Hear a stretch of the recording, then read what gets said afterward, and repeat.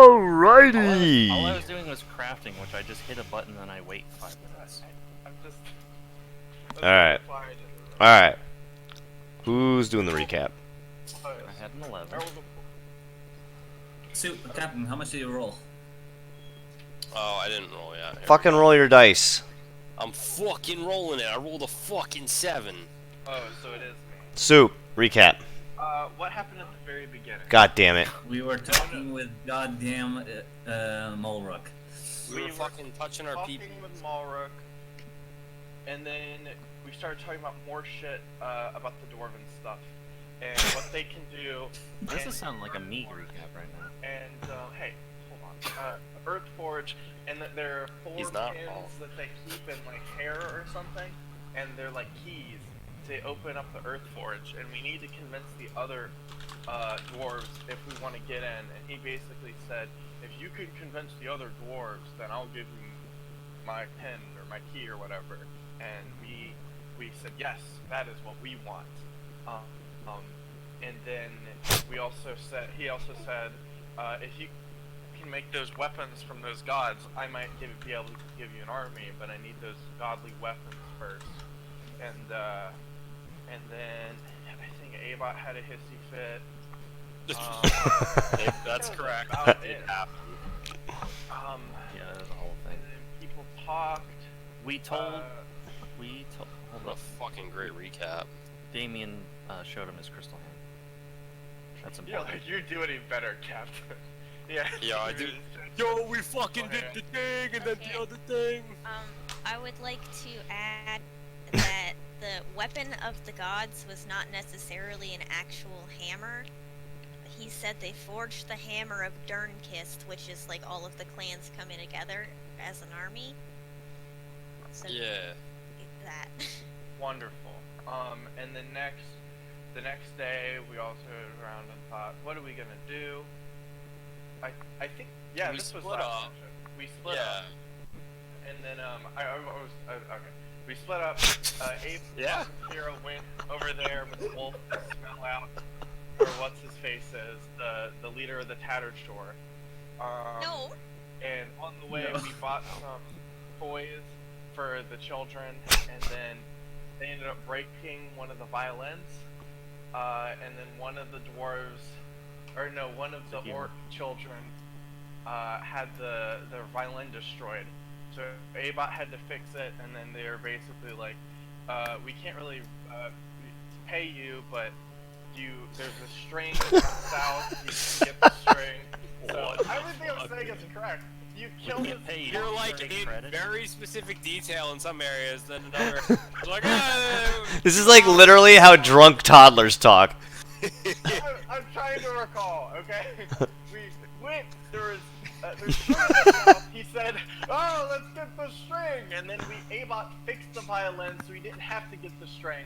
But it was basically like, hey, we might get the string and give it to you. And then, It's like a really shitty game of telephone where like he has bits and pieces right, but not the whole thing. What have I gotten wrong so far? Several things. Alright, you say, what did I get wrong so far, Ray Boss? Thus far. He said Ava and Kira went to the east to sniff out the leader of the Tattered Shore, which was not right. We went behind the wall, and we found out where they are. He only asked for the string after you said, hey, is there any other way we can buy the violin? And he was like, okay, if you get me this specific thing, I could give it to you. It's down south. Oh, okay. So, thank you. That's what that happened there. And then the other group went into the Coliseum. They talked to some of the dwarves, and some of the dwarves were like, hey, what's up? And they were talking about cool dwarven shit. Some And fucking then thirsty bitches. Yeah, I don't know if anything important happened there. They were just thirsty. And then after that, Damien, I think he almost got roofied. Yeah. I don't remember exactly what else happened. And then Damien came back. Someone wanted, I don't know if it was me or not, but it might have been me that suggested that we should mingle about and figure out where the Tattered Shore are, and what's going on with them. So Damien and Kira went out to socialize, while Abot was on little kid sitting duty. He was watching the kids, and I think that's it. And Flint went to take care of his lung. Oh yeah. Oh, that was the whole thing. But he's fine now. Well, There's some Wow. surgery. I also have a bottle of wine that might be ruby. Listen, this wasn't one of those combats where it's like, oh, we walk through the forest, and then we come across a river, and then we cross the river, and then we fight a bunch of panthers. There's so much shit happened last session. We were It's very talking to like nuanced. 6 or 8 different people. Oh my god. Whatever. I think you did great, Matt. I think you did great, man. Thank you. Thank you. Frank. I think a lot of it was improv and you made it up on the spot, but I think you did great. I'm sorry, Soup, but it's very funny. Frank, can I add roofied wine to my Sure. If that's what you want to call it. wine? Roofie. And Who just dropped an index card in the middle of the fucking board? possible.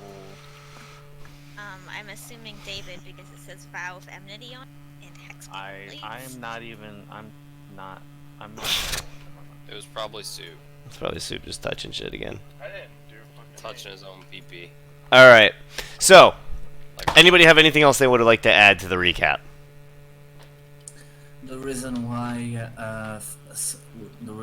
Abot had a hissy fit was because Flint and Mulrook's discussion got a little heated, and he interceded with a bit more heat. He left early, and then Flint went after him to talk with him and to hug him.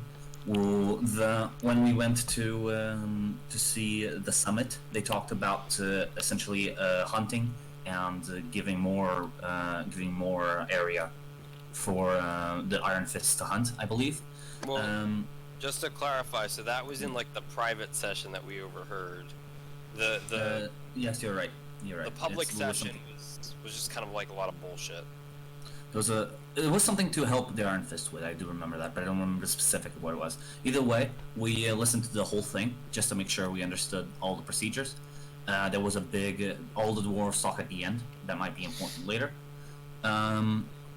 We know from Kira, that there's a lot of monstrosities around the Colosseum. We think it's the Tattered Shore, but we don't know. Because Kira can't really discern because there's too many presences. I think, like, on details, I can't remember anything else right now. The only thing I would like to add is that Mulrick told Carrick that if he decides family is important to him, to come search him out. That is also Yeah. true. Yeah, I forgot that part. So, What a lovely recap. that was a fucking nightmare. Don't be mean. We all fail sometimes. I mean, I feel like that was a group effort failure. Then I'm more right then, because we do all fail sometimes. This one being it, one of them. Everybody So where we left off, Abot was handling the children, Attempting. attempting to. Kira and Damien and the rest of you were making your way. It's about nighttime, equivalent of like a 10 or 11. Abot's handling the children as the rest of you walk off and away into the festivities of the night. What are you guys doing? I think it's only Damien and Kira because The other two of you are in the in the cemetery. medical center. Right. Taking a nap. Yep.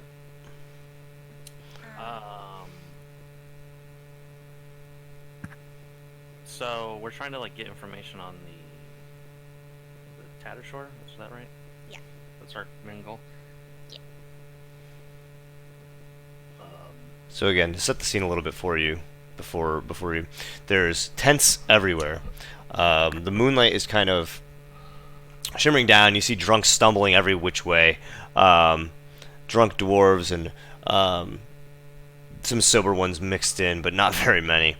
all kind of stumbling in different directions, yelling, hooting, and hollering. There's a couple different drinking games going on in one corner, a bonfire with some hooting and hollering and shouting, and another a ways off, different groups of dwarves singing different shanties.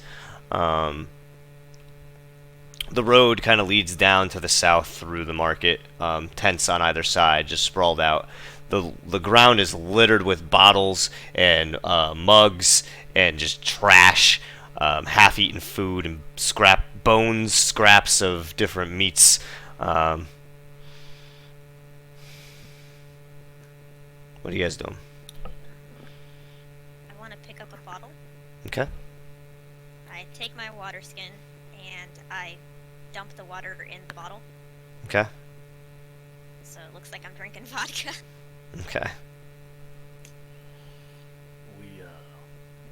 We need to find these tattered shore. Where do you see a banner or anything that would help us identify it? And then I'm looking around and So as you're looking around, there's no the only banner is the one by Aelg's tent, which is about 300 feet away from you guys on the other side. As you leave your little campsite, all of the tents are unmarked. The dwarves are all kind of intermingled. Again, in this event for these festivities, it is one united clan.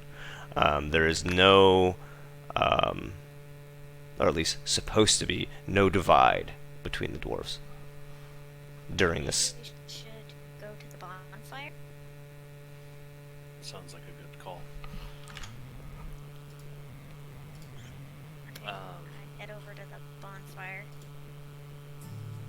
If as we're walking over, I ask if we find kind of a lead what we're looking for. How do you want to approach it? Do you want to be drunk festive goers, or what do you think?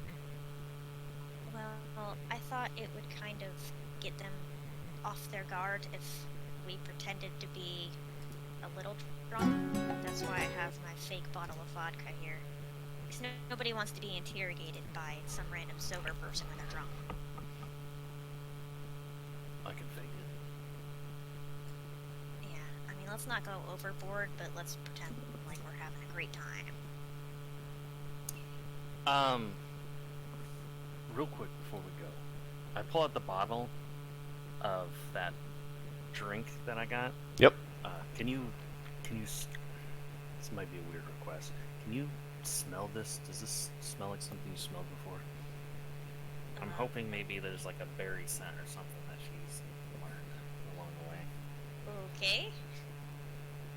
There's something in this. I wish. don't know what it is. I took a sip and it almost fucked me up. Oh. Okay. So you take it. Are you gonna sniff it? Yeah.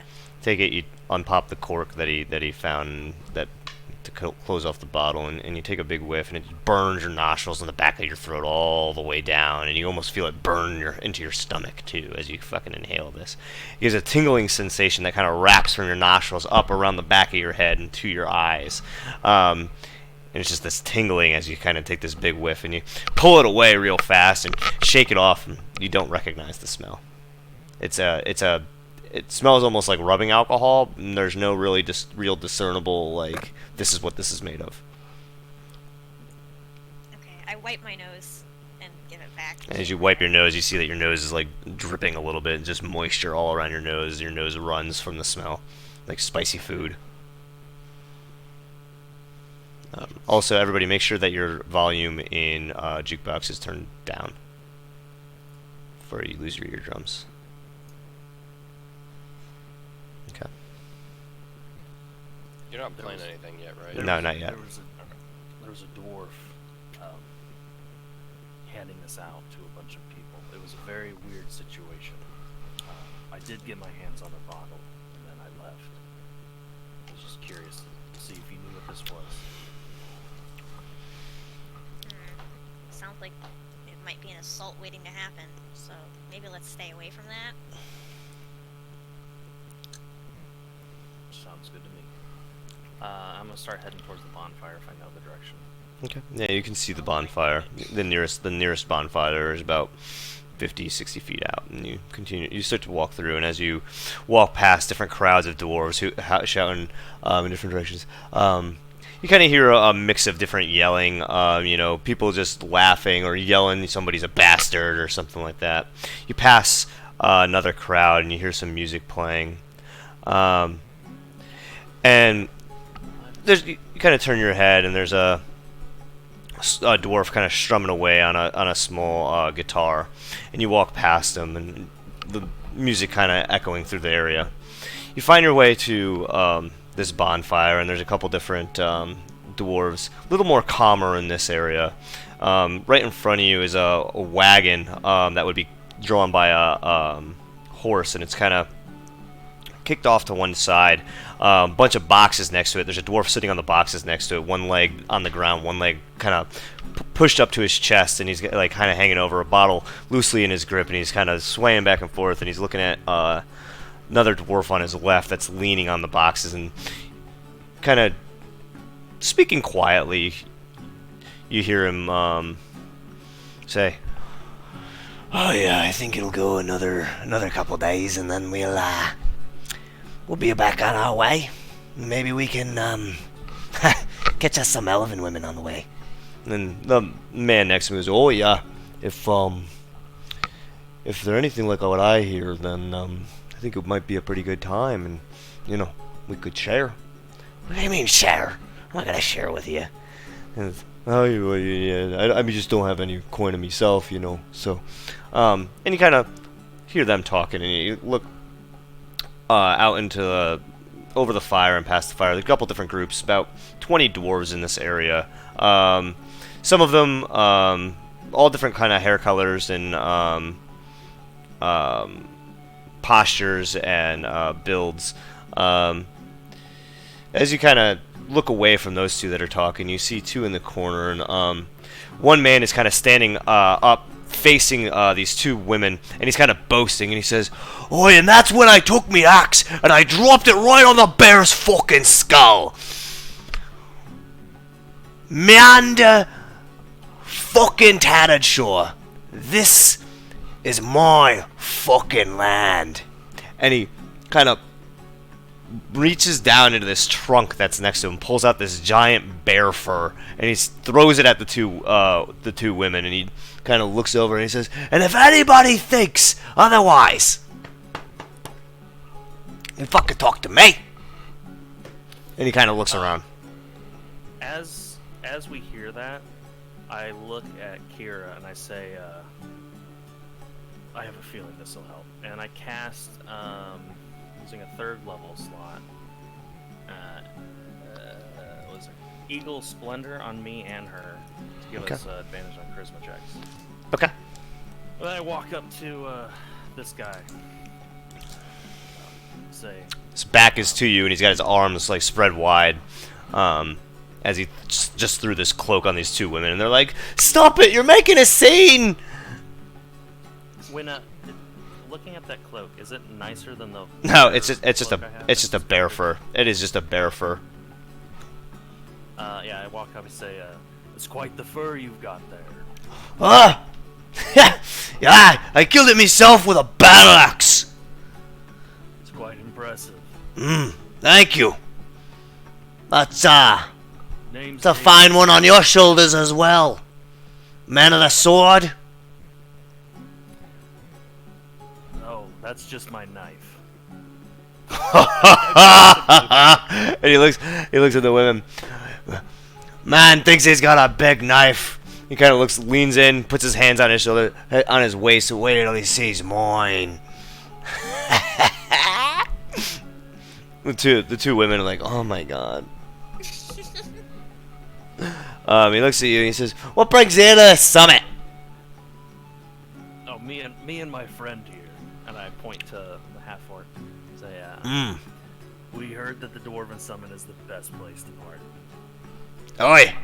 I wouldn't say the Dwarven Summit's the best place to party, but the Tattered Shore Southern Lands, that's the best place to party. Really? And you kind of see him, like gesture to the two women. He's got the finest ladies in the land, and you see when he gestures, you kind of like take in what he's wearing, and he's got He's got a small, like scruffy brown beard, and these bright, vibrant, like very, they're kind of like capturing blue eyes. Seems like a young man. No real wrinkles on his face. He's got high cheekbones, an attractive guy. He's wearing a nice silk shirt that's buttoned at his wrists, comes down, and then he's wearing these like I'm not sure what the material is, but these brown like capris that cut off just below his knee, and they hug tightly to his calf. He's got a fine belt with a large belt buckle, and the belt buckle is a keg. I stick my hand out and I say, "My name's Damien. What was your name?" Nanja! And he kind of grabs your hand, squeezes firm and shakes it, gives you a firm handshake. It's a pleasure to meet you. We were hanging out with the Iron Fist earlier, and they were good, but they're not quite our crowd. Thinking maybe the Tattered Shore are more our kind of people. I hear you guys can party pretty hard. We do. We got the finest drink around, we got the funniest ladies around. It's a good time with the Tattered Shore. You market dwellers. We peruse. How about that? We kind of go around. But if one was inclined to hang out with the Tattered Shore during the festives, it's going on for a couple of days. Where would be the best place for that to happen? Well, tomorrow night, right in this here spot, Really? we'll be doing the Tattered Shore shandies all night long. Really? Yeah, me favorite will be playing Traveling Man. Traveling. Traveling Man, that's me. A traveling man. He kind of gestures to the women. You hear that, ladies? I get around. And they kind of just shake their head and roll their fucking eyes. I pull out that wine and I say, "Cheers to a night of drinking." Cheers to a traveling man! And he clinks your glass. And then after that I say, "And cheers to tomorrow." And cheers to tomorrow. Deliberately defined days, friend. And he clinks it again and he takes another swig. Yeah. I say, "It was a pleasure meeting you." Yeah. And I start walking away. When you come back tomorrow, ask for me. I'll set you up with some of our finest. Excellent. I'm looking forward to it. And he kind of leans past you for a second and sees Kira standing behind you and says, "Bring your friend, too." Oh, I give him a wink and a chug out of my bottle. And you kind of see him, he has this smirk. And he says, looks up at you and he says, "Spoken for?" it's complicated. I'll help you uncomplicate it. And he turns away and starts talking to the two girls again. I walk over to Kira. I don't know how far away you were standing, but I walk over. She's like I was 10 right feet. next to you. Yeah, she's like Oh. 5 feet behind you, like not very far. I said, "Well, that worked pretty well." Yeah, let's get out of here. Back to Avon.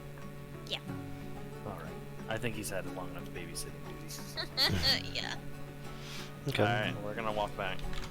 So you make your way back through the festivities, and as you kind of leave the site of like kind of the heavy partying, and you get back to your campsite, you see Abot standing there. He's got at a point where all the kids are just fucking exhausted, laying on the ground, like breathing like really big, and like giggling and laughing. And Abot's just standing there, like looking. He's got 6 of them on his left. There's 3 of them. There's 2 of them on the right, and he's got them all separated. And they're all kind of like, you can't tell if he has separated them or if they've just gotten tired and kind of all rolled off of each other.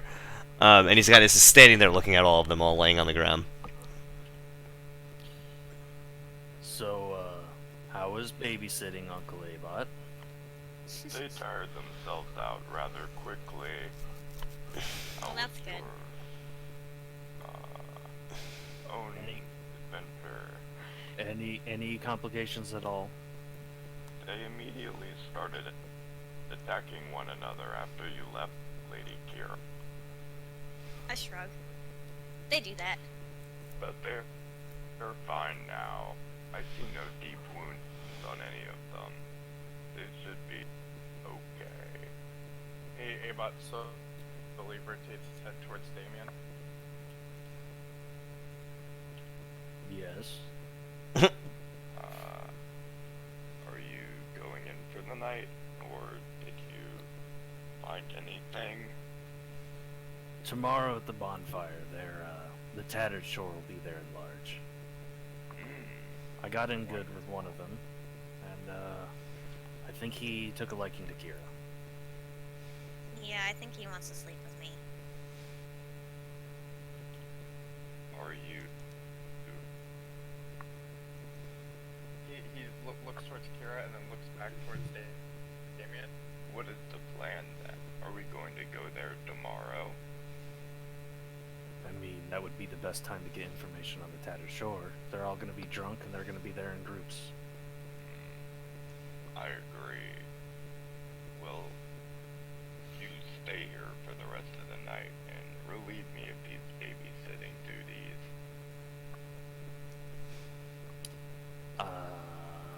I was going to kind of... Mostly towards Kira. Oh. Yeah, I can babysit. I have many things to read over. Thank you. They should be mostly fine now, though. And he starts to walk away from the children and closer to those two. Oh, Ava, wait. Did you ever get around to reading the notes that we took from the encampment? No, that is actually exactly what I plan on doing now. Oh. Well, great minds think alike, I guess. You get to that, and I'll hang out with the kids for a while. He looks towards Damien.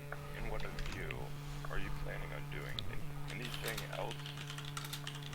Is there something you need of me? 'Cause I mean, I had an idea, but What was your idea? go find the other two. Fair enough. No, I need nothing of you. I was curious.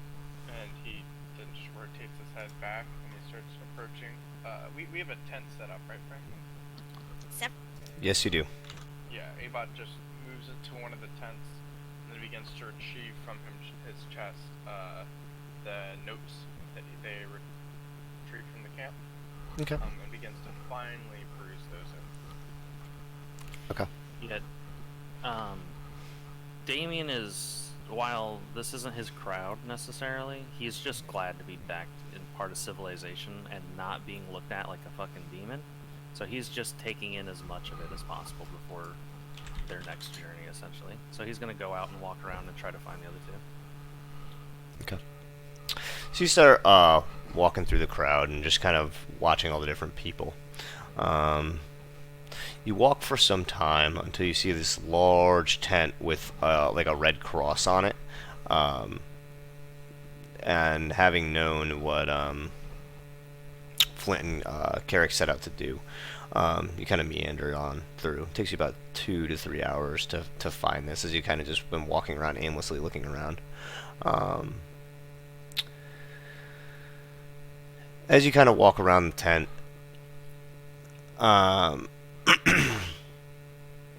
you peek through the doorway and you see Flint laid out on a table. There's just kind of blood all around the table. You see Carrick asleep in a chair next to him. Nobody else in this tent.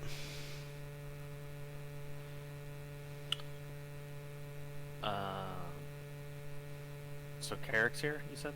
Carrick is asleep in a chair right next to a table, which Flint is laid out asleep on top of. Does he look like he's been butchered? I'm assuming yes. No, it looks like there's blood all around him. There's some blood on him, and he's got some stitches. The stitches that you can see, just like right up, right under the armpit, because his arm is raised a little bit. It doesn't look like he's been butchered. I'm gonna walk up to him. Okay. I'll put my hand on him. I'm just gonna put 5 points of was it lay on hands into him? On Flint. Yeah. Okay. So you kind of radiate the energy in. Nothing seems to change about his, form or figure or, but you do. Okay. And then after that, I actually want to cast Divine Sense. Okay. I want to look at Flint and Carrick. I want to see if there's something dormant with Carrick that like we just haven't noticed. Okay. Bu- bu- bu- Just want to pull up Divine Sense real quick. Basically, I'm trying to. Yeah, I know what you're looking for. I just want to see if I just want to read Divine Sense real quick. I can find it for you real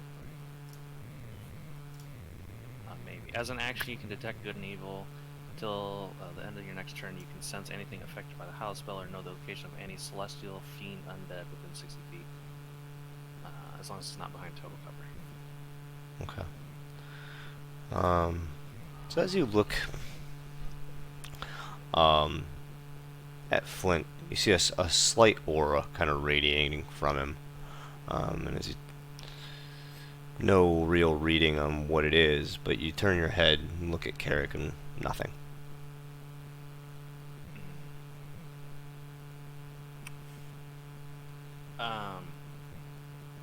Divine Sense doesn't let me actually discern what it is, right? It just lets Correct. me know It just let you know the location of any celestial, fiend, undead within 60 feet that is not behind total cover. So Not something's explicitly what it is. affecting them. Something's going on with Flint. If I had to take a guess, I would say it's probably fiend in nature, but there's nothing that says yay or nay. Correct.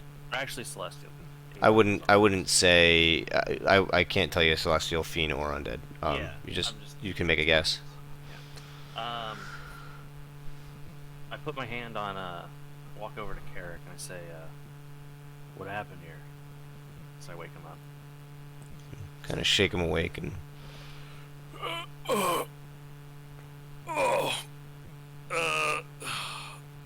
Hello. Oh, Master Damien. Hello. Sorry. Yes. We came to this tent, to have his lung fixed, and, the surgeons were drunk. I don't know how good of a job they did, but, Brother Flint appears to still be breathing, no worse than before, so we'll see what happens when he wakes up. Alright. We've been here all day. Not all day. We've been here for a while, for sure. We've been here since we left the Coliseum thingy. Alright. Well, I don't know if you have what plans you have for tonight.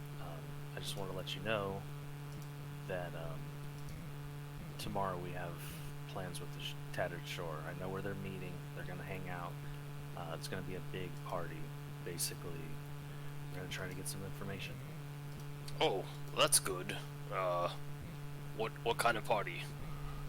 Just, I mean, more of what's been going around here. Just they'll be more condensed. Oh, okay. I got in good with one of the, I'm assuming, entertainers, and hopefully that's our end. Excuse me. Yes, that would be ideal. Perhaps we could come up with a plan of attack in the morning. For now, potentially, I think I should just go back to sleep. Real quick. Oh. This might be a little much. Do you ever miss your family?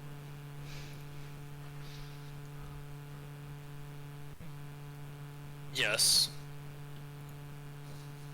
Are you considering taking his offer and joining his clan? You don't know about that? Do I not? no, you had left the tent already. Shit. Just kidding. All right. Well, I mean, I'm still asking the question minus that. So, yeah, how do you phrase that? Well, I was talking about the family. Oh, so yeah. This is the first time in a long time I've been around civilization that hasn't demonized me. And it just got me thinking a lot about it. That's all. Anyways, sweet dreams. And I walk off back to our tent. Okay. Good night, Master Damien. And I just settle back to sleep. Okay. So, Damien, you make your way back to the tent. Kira is kind of carrying the kids one by one into the tent and getting them all situated. Abot is in another. Carry more than one at a time. Okay, 2 by 2, 4 by 4, 12 by 12. Abot is kind of off to the side going through these notes. And you walk back up. What are you doing? Just basically telling him what I found at the medical tent. Okay. Basically that there was a botched surgery. He's alive, probably not any better necessarily, and Carrick's still taking a nap. I also tell him I sense something coming off Flint. Still nothing. I don't sense anything coming off of Carrick though. Okay. Do you sense anything coming off of me? Cast it again. Cast it. What do I As you see kind of around look, the room? as you kind of look at Kira, there's a faint aura, same as Flint, kind of radiating from around her and within her. And you look over at Abot, and the same. All three of these different auras I've seen, do they all look identical, essentially? They all look identical. Okay. I mean, there's a lot coming off of our friend here. I point to Abot, or gesture towards him, and I say, and there's something coming off of you as well. Don't know what it is, but it's something. Good, evil, I don't know. Well, it might be from the corruption, because I went through that ritual with Everest and I absorbed a little bit of the corruption. With divine sense, do I just see purely an aura, or can I like pinpoint? It's an aura radiating from the person. It's almost like, So I wouldn't be able to tell it's coming mostly from her like big toe on her right foot. yeah, no. Okay. Okay. So it could be that, or Everest told me once that Flint smells like a keeper. So it could be that he has like a connection to Freya, like I do. I don't know. Did they tell me about the green gas going into Flint? Because I wasn't actually there for that.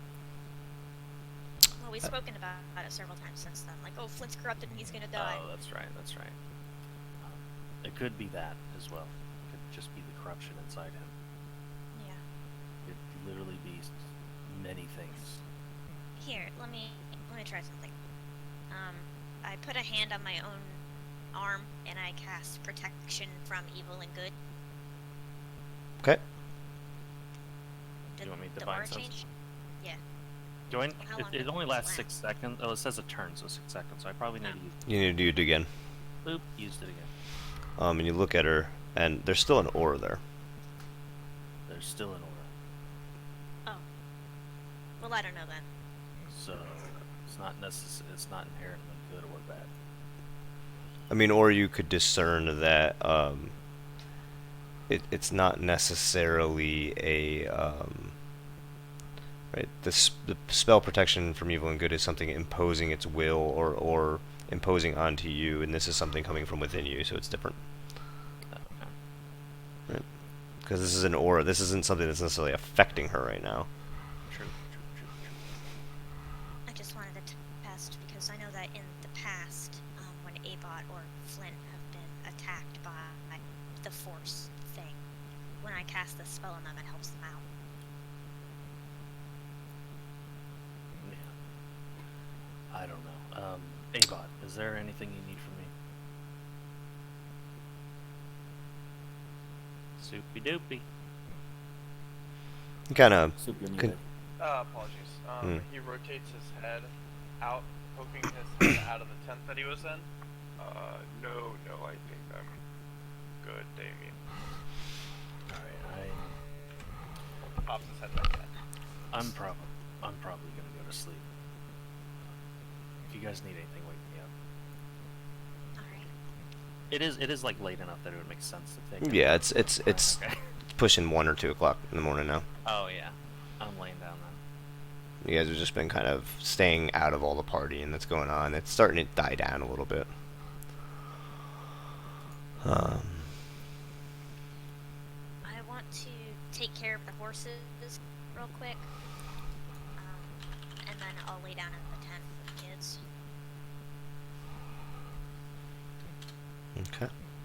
So you tend to the horses, make sure that they have water and some food. Kind of brush their hair a little bit and make sure they're calm, and they seem to be doing fine. And then you kind of enter the tent with the kids. Abot, you've been reading the notes from the encampment, correct? The ones that Damien took and then gave to you? Yes. Okay, so a couple different things. There's lots of talk about, in these notes, there's lots of talk about the blood of the Hanu, and different testing that's been going on with it.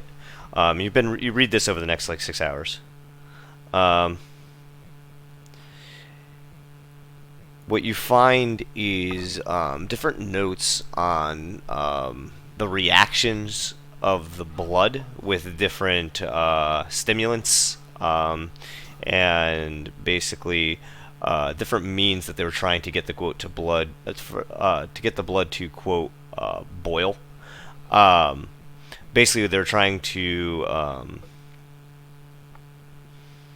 energize the blood through different means.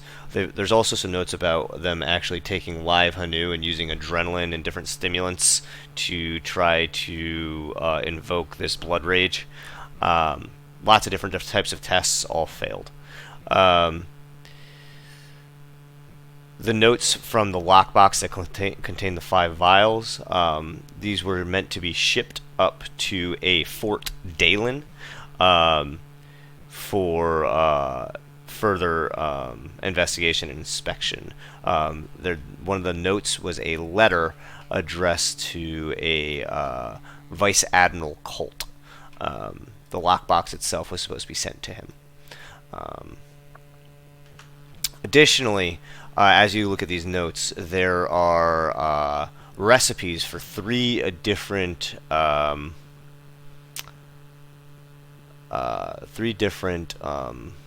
concoctions. One called Alchemist's Fire. The ingredient list includes something called a Remmerhass Ichor and Ash Blossom and Elemental Ember and oil. Another was just called acid, requiring oil and gray ooze residue. And then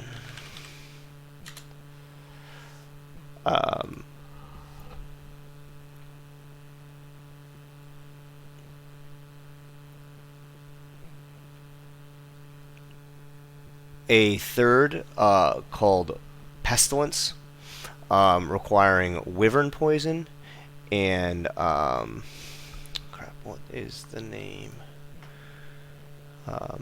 Belladonna.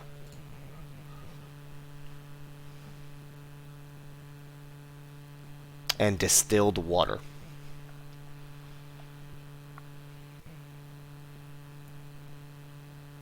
As well as pentra dust.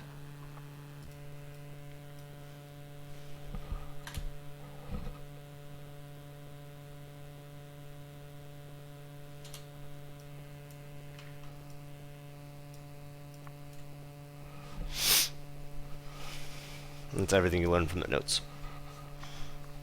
Alright. Avot just makes a mental note of those. Does it describe any of the effects or any testing of said alchemical ingredients, or is it purely It's an ingredient list. Okay. With that done, Avot's just going to think think it over. What time is it about now? No, it's 6 hours have passed. So you started this around midnight, so it's about like 4, 5, 6 in the morning, somewhere around there. Avot is going to get up and look around the camp. Okay. It's pretty much barren. You kind of look at the camp, and there's a couple different dwarves walking around. You see some small conversations going on, and then some younger a couple of younger dwarves, kind of seems to be maybe teenagers.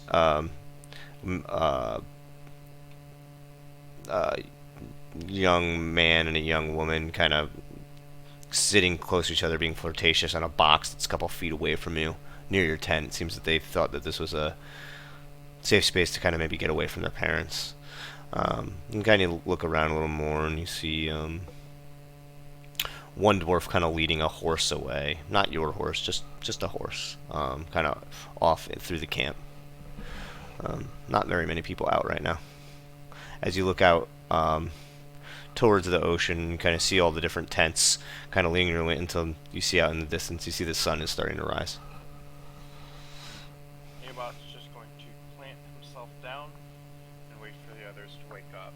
He's just in survey mode, looking around, seeing if anyone's going to fuck with their horses or their tents. Nobody seems to be even approaching you. Closest people to you are that young couple that's kind of just, again, being flirtatious nearby. Flint, you're the first to awaken, and as your eyes open, you feel very groggy, and you kind of look to your right. Your head kind of like falls to your right, and you see Carrick kind of sitting there, still asleep, kind of arms folded, head kind of just cocked down, feet folded together, outstretched under him at the chair. His head's kind of down, and you kind of roll your head the other way. You look out, and you see that you're in some kind of tent. Your eyes kind of roll around, and you kind of remember where you are, and you see the blood on your arm, and then like on the table, and you see that you're on this. You kind of feel that you're on this cold metal slab. You kind of move your arm to get up, and you feel this intense pain. You kind of wince for a moment, and you take this big, deep breath, and as you do, this is the best breath you've caught in a while. And while it does hurt on the side, you can catch a full breath. Go ahead and take your Constitution point back. Yay! How long? That's been forever that you had that again, right? Like, Yep, ever since the deserts. it's a long ass time. Yep. Now he's back up to 37. Back up to 20. Flint is gonna slowly get up and test moving his arm slowly. See how much. There's a lot of pain at your side, but you're able to move around, and while there is a lot of pain and a lot of bruising all around there, you kind of sit up on the slab, your feet kind of dangling below you, hands at your side kind of holding you stable as you kind of feel groggy and waver back and forth for a moment. Again, you catch another big, deep, full breath, and while you do have some pain right now and some limited mobility because of that pain, seems like your lungs functioning, at least for now. Fuck. I see Carrick, I assume. Yeah, he's sitting right there. Yep. I lay down for a little bit and take like 5 minutes to adapt to the pain. I'll Mhm. move my arm very slowly and try to essentially do what I already do when I get severely hurt. Just mentally prepare myself to be hurting the entire day. Mm-hmm. And then after that, I slowly get up. I try. Do I find my things? Yep, so you kind of look down as you kind of sit back up. Your things are all on a pile right next to Carrick. Seems like he's been sitting next to him all night. Kind of reach down, put your shirt back on, start putting your armor on, and as you're doing that, Carrick, you hear kind of the clanking of chainmail and metal as you look over at Flint, who's getting dressed. Both of you guys can give yourselves a long rest. Hello, Carrick. Good. What time is it right now, Frank? It seems to be early morning. There's kind of the smell of like a mildewy smell, maybe even just dew in general. And you kind of but you're inside this tent. You kind of look out and you see there's a little bit of sunlight coming through the tent. Gotcha. Good morning, Brother Flint. Were you? It hurts a lot, but I can breathe. And as you take that other breath, you catch that mildewy smell too, and kind of mixed with what smells like stale beer, blood, and mildew. Doesn't smell too great, but he does a deep breath. It's good to smell it all. So, thanks for looking out for me. Oh. Well, you're welcome. I just sort of stood around and didn't really do much, but anytime. It's good. He didn't leave me here alone, so. Least I can do.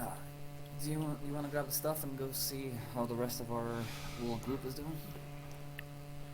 I suppose so. 10 right. By the way, how are you doing? Like, I know it can't have been easy to lose the support you had. Are you referring to Goibniu? Yes. And Well, family and your girl. I mean, honestly, I'm a little happier that she's staying away right now. I don't want her mixed up in all this if I can help it. I can understand that.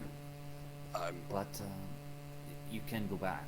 If, can you? Like, I don't want to pry, but it's important that. Yeah, I mean, I can. I'm not going to right now. One, I think she's not gonna kick the shit out of me anymore. But I don't know how welcome I would be right now. And two, we've still got a job to do. Okay.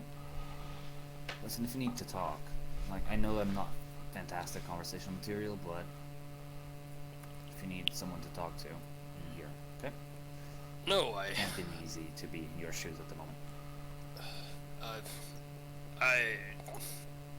Look, honestly, it's kind of what I wanted. She's safe. She helped us get off of Shalinsta. She's away right now. I'm doing this all for her. So the further away she can be, the better. At least I think it is. You know, it's. Yeah, but when it's all over, she needs to. You Well, still need to come back. Yes. I haven't been able to get in touch with Goibniu. I tried reaching out on a couple of occasions. No response, and I haven't gotten my powers back, so that's concerning. That's. I wouldn't say I'm worried about it, but I did mean it when I said that I'll do this until I die, and I'll probably die a little quicker without his help, and that's very true. So hopefully I will. If you need it, from tomorrow on, we can start doing formal training. Today, everything hurts, but maybe tomorrow I'll be okay. Yeah, that's fair. I mean, I think training would be a good idea. I'm somewhat hardy. Taking a hit's fine, but I need to be able to give a hit back. I'll see what I can do. And Cheers. don't you worry, I think all of us can keep you okay until you rebound. Thank you, but I don't want to be coddled. That would be helpful. We all need someone to look over us when things go badly. I mean, you just spent an entire night looking out for me. Well, to be fair, I was snoring, and if Matt Damien wanted to kill us, he could have. But I do understand what you're trying to say.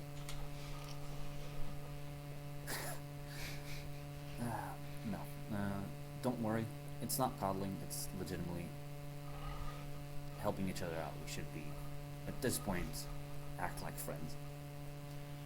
That's fair. Alright, then let's go see the rest of ours.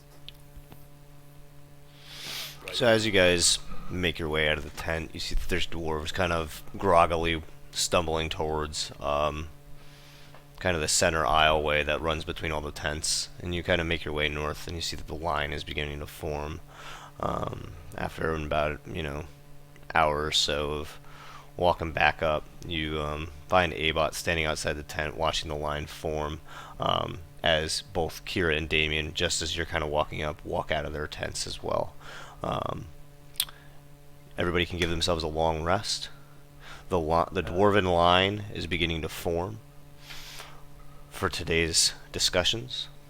What are you guys doing? Hello, everyone. Hey, how you feeling? It hurts a lot, but I can breathe well. Oh, So yay. that's good. That's great. So I've been thinking while I was coming back. We don't really need to listen to the entire summit, but we need to know when Cyril is going to speak. So I was going to suggest that we see the beginning of it, and we stay in the back, and if Cyril's not there, we leave, and we could go do other things. Well, when you were in there yesterday, did they close the doors behind you? Did they, Frank? Say that again. If they close the doors. After everybody left, they closed the doors. When the summit was going on, the doors stayed open. No, so someone could leave in the middle. You could leave in the middle of the summit, yes, and you could come in the middle of the summit. We'll stay in the back. We won't give too much attention. And then if Cyril's not there, we'll bounce and go do other things. I'd love to listen to all the things they need to, but honestly, I won't be living with them, at least for the next couple of years. So, it doesn't really matter too much, the detail and minutia. Yeah. Damien and I found out about a party that some Tattered Shore are having nearby. They're having that tonight. They're going to be like singing and just having a party, hanging out. So we thought that we could go to that, maybe get some information. Sounds good. The guy that we met yesterday, he was wearing long sleeves as well. Obviously that doesn't mean he's a Yularian, but I was thinking maybe you could like challenge people to arm wrestling, try to get them to roll up their sleeves. I'm currently in a lot of pain. But it I shouldn't be can too heal you. hard if people get drunk. Yeah, that's what I was thinking. Do you want me to heal you? It's fine. Let me get used to this. The pain should stay for a couple days, so let me If- just get used to the whole thing. If I may, while I do think that that's a great idea, I'm not sure that, if this is a secret that they hold, I don't know that they'll be as... Excuse me. Excuse me. I don't know that they'll be hasty, even if drunk. We could, however, potentially try a sparring match, and if clothes happen to get somewhat damaged in the process or sleeves torn off, so be it. Yeah. Well, I don't think this is some kind of elite force that they have, because there are thousands of them. So it's not like 20 very well disciplined guys, like a Right. squadron. It's like thousands of people. Right, but I'm saying that if they're trying to, regardless of if you're a lead or not, that seems like a pretty important thing to hide.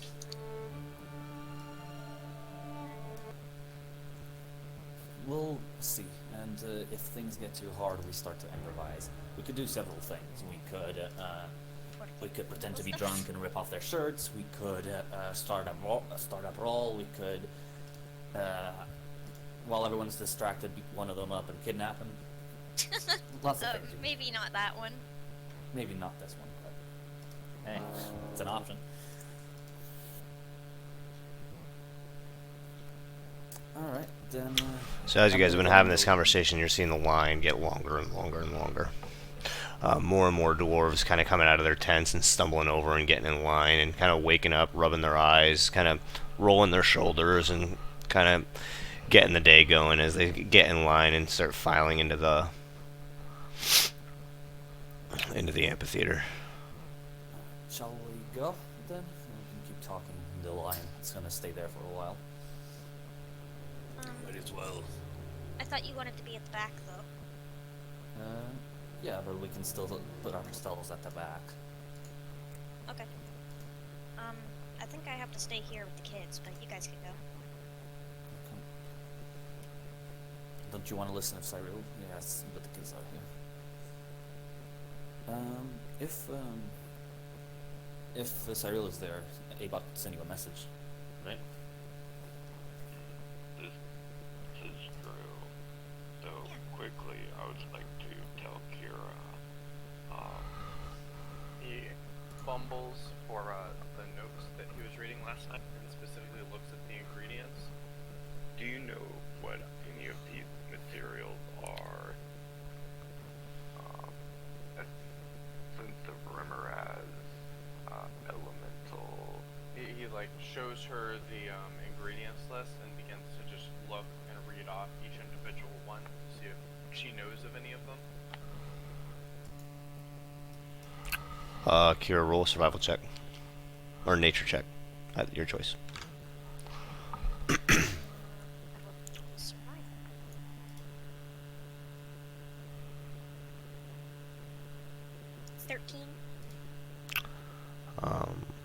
The only one that rings a bell is...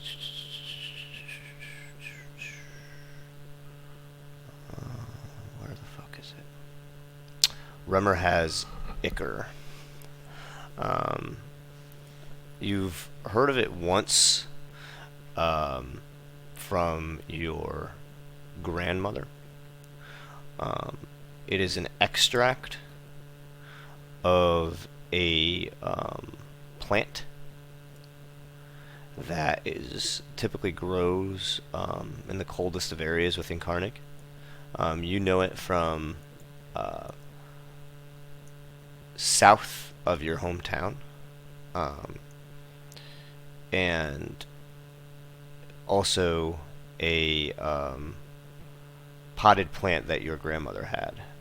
And she would basically, you would watch her every now and then take these long tendrils. It's like a blossoming flower that blossoms in the winter, with this long, almost like phallic-like tendril that comes out of the center of the blossom. And she would almost like squeeze it and milk this plant, and you get this ichor. And she would call it Remmer has ichor. And she would put it in various teas, and she would give it to you and the other kids in the town, in the village, when they had a cold, and she would say that it warms the heart. Yeah, it does. Yeah, it does. Like fucking nut buttons, though. Dick Damn it. tea. I had you said milking a phallic-like plant first. Yeah, buddy. I wanted to let you finish your description, but Mm-hmm. I had the nut. Oh button. yeah, It it's was very fucking it's a hot. very sexual plant. That's great. It's a plant that my grandma used to have. It grows in cold areas. I've seen it before. It looks like a penis. Her loins during the winters. You stop the that. long, Um, the long winters. Also, the pentra dust. Flint used that for his ale. Yep, That one it's time? very good. We need to get more. That's a very good thing. What is this for, Abot? These ingredients are to craft specific types of potions and poisons, I assume. Oh, can I see? Yeah. Hey, about roll an insight check.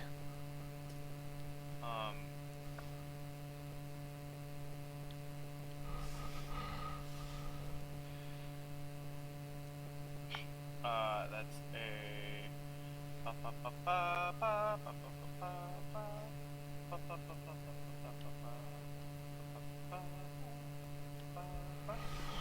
oh shit, +5. That's a 9.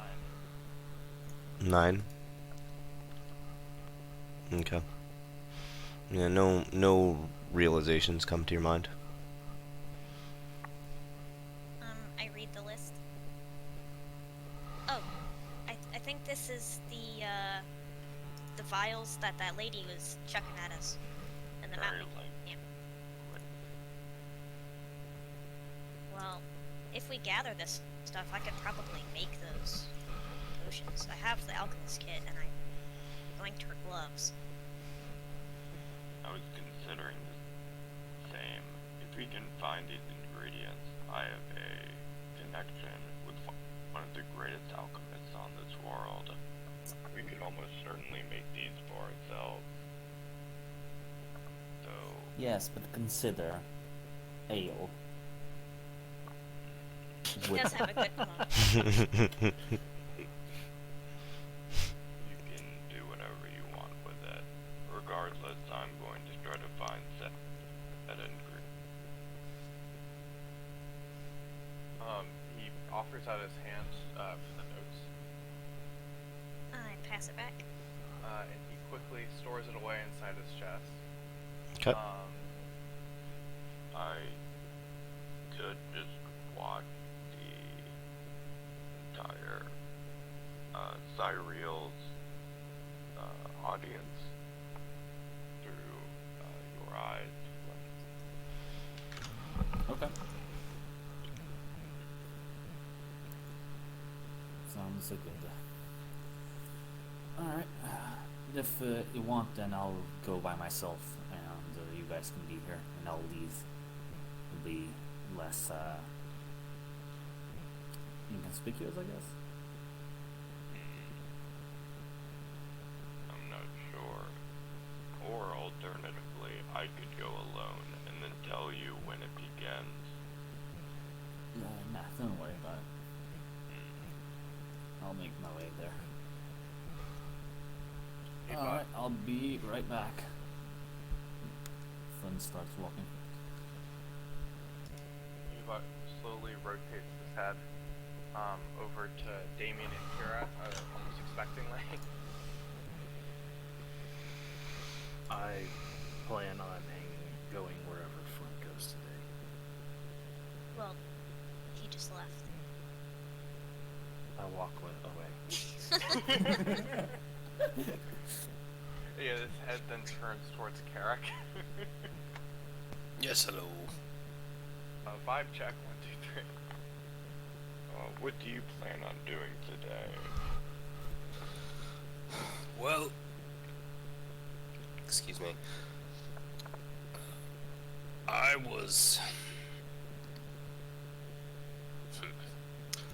was actually thinking, if Lady Kira's gonna stay here with the children, I was wondering if potentially, we could work on potentially a little bit of combat training with the children, as well as, maybe you could teach me how to use this bow a little bit better. In the event that my, skills don't come back, I want to be somewhat useful. Okay. That's a good idea.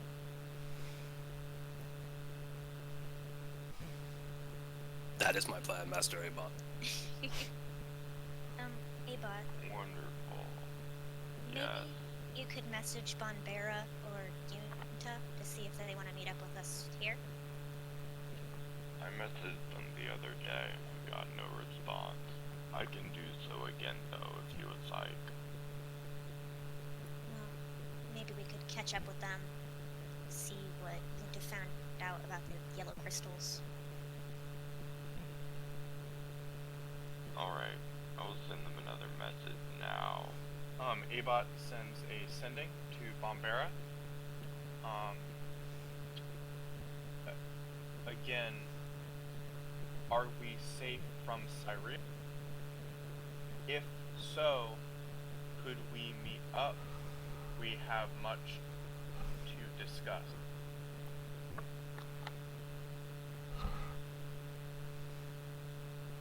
You send it. 5 seconds, 10 seconds passes.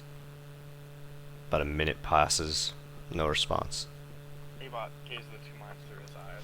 As you come into the space and the world kind of materializes around you, you see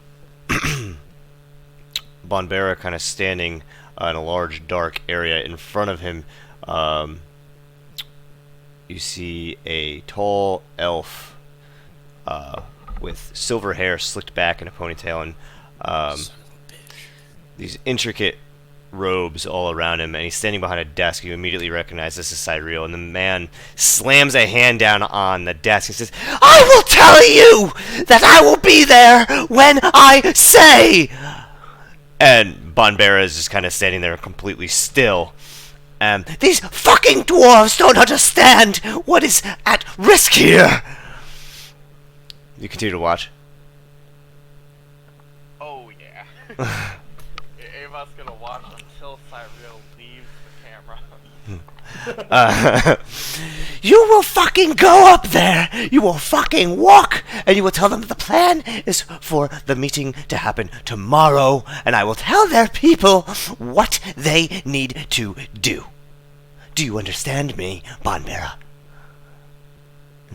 You kind of hear Bonbera goes, "I understand, but they are, they're expecting you today. And when I am ready, I will be there tomorrow." Sir, I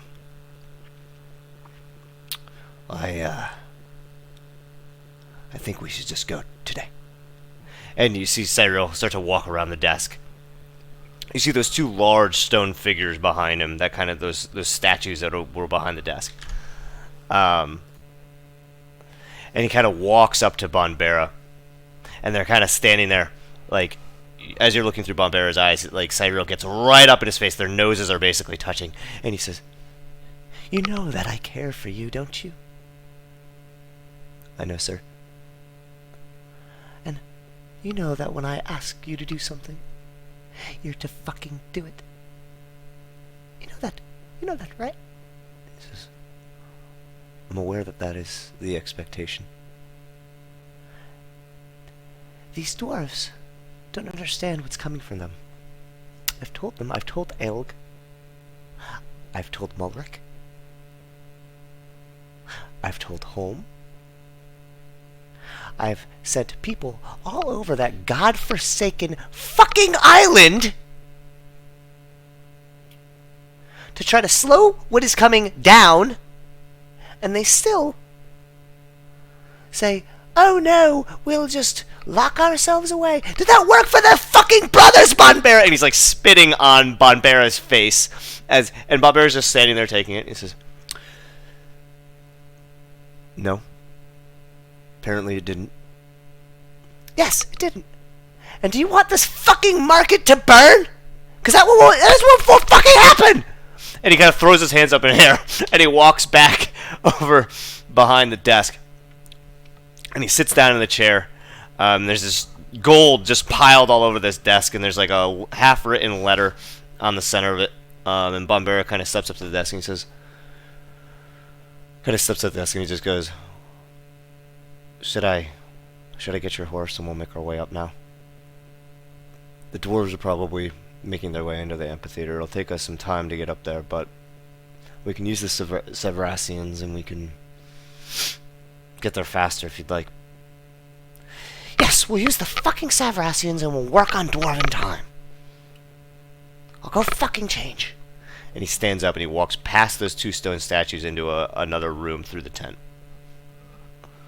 And you see Bonbera's like hand come up to his fucking forehead, and you can feel him rubbing his forehead as he turns around and walks out of this large tent. There's nobody else in the tent. No response to you. He just walks out of the tent and he starts walking around, and he starts walking through the market, kind of just brushing past people. Abot sends him another sending. I didn't realize how insane he was. I still need to know if we are safe. Answer me, Bomber. bitch, keep me on red. As there's no response. He continues to push past different people. You see him go and get a horse. My word! Who does he think he is? Abot goes out of Gaze of the Two Minds, and then immediately his head pops up just a smidgen and looks back towards Kira. Well, he just spoke to Cyril. How did that go? Cyril is significantly more hysterical than I originally believed. Bombera wanted him Bombera wanted him to talk with the dwarves today. Cyril wants to talk to the dwarves tomorrow. Bombera and Cyril are not the best of friends right now, it appears. They seem to be using the Subrassians to get there faster. And Bombera will not respond to my sending, which means he is either aggravated, something is blocking the sending, or he may have turned into our enemy.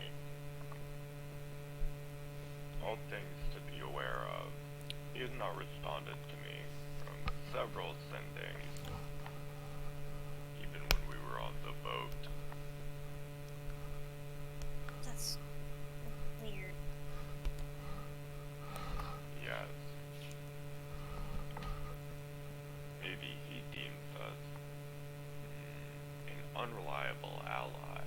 It is possible that he is concerned that we would inevitably be shown to be a traitor if he continued to interact with us. Maybe because we made such a flagrant display of our presence the second we entered the market.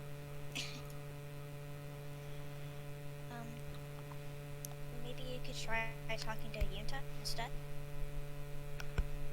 I do have to wait an hour in order to talk to Yunta.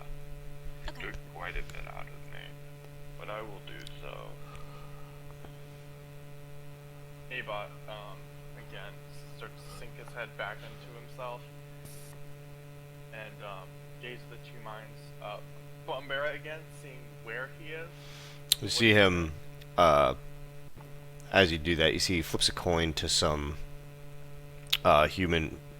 raggedy-looking human man as he takes this horse and starts walking back in the direction of Cyril's tent. Takes the horse, walks around the tent, into the tent. You see Cyril standing there writing something at the desk. And he looks up at Bombera and he says, "We will go.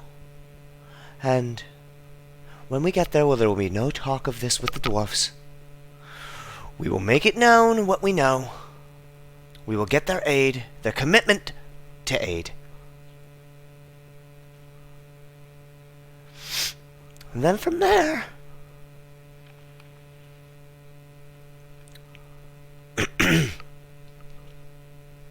Looks up at Bombera and then kind of looks down. "I guess we prepare for war." And kind of walks over to Bombera and you see that he's wearing just kind of like plain trousers and a plain tunic, but his hair is still kind of slicked back in a ponytail. At his side is this long scimitar with this golden hilt. He kind of mounts the horse, and Bombera leading the horse, kind of start walking out of the town. And you see that he's kind of walking, and as Bombera's kind of looking around, kind of holding the reins of the horse as Cyril's on top of it. People are kind of just watching Cyril, and everybody's just kind of stopping moving and watching him as he comes out of the tent. Bombera looks back up at Cyril on the horse, and they're kind of walking towards the mountain range. And every now and then Bombera kind of snaps a bit, "Get the fuck out of the way!" People kind of move aside, and Cyril doesn't say anything, and he's just kind of looking up there and looking around at everybody and looking down at Bombera, and you can tell that the man seems to be deep in thought as he's kind of just letting Bombera guide the horse.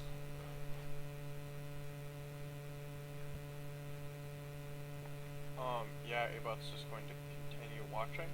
Okay. Until the hour. Okay.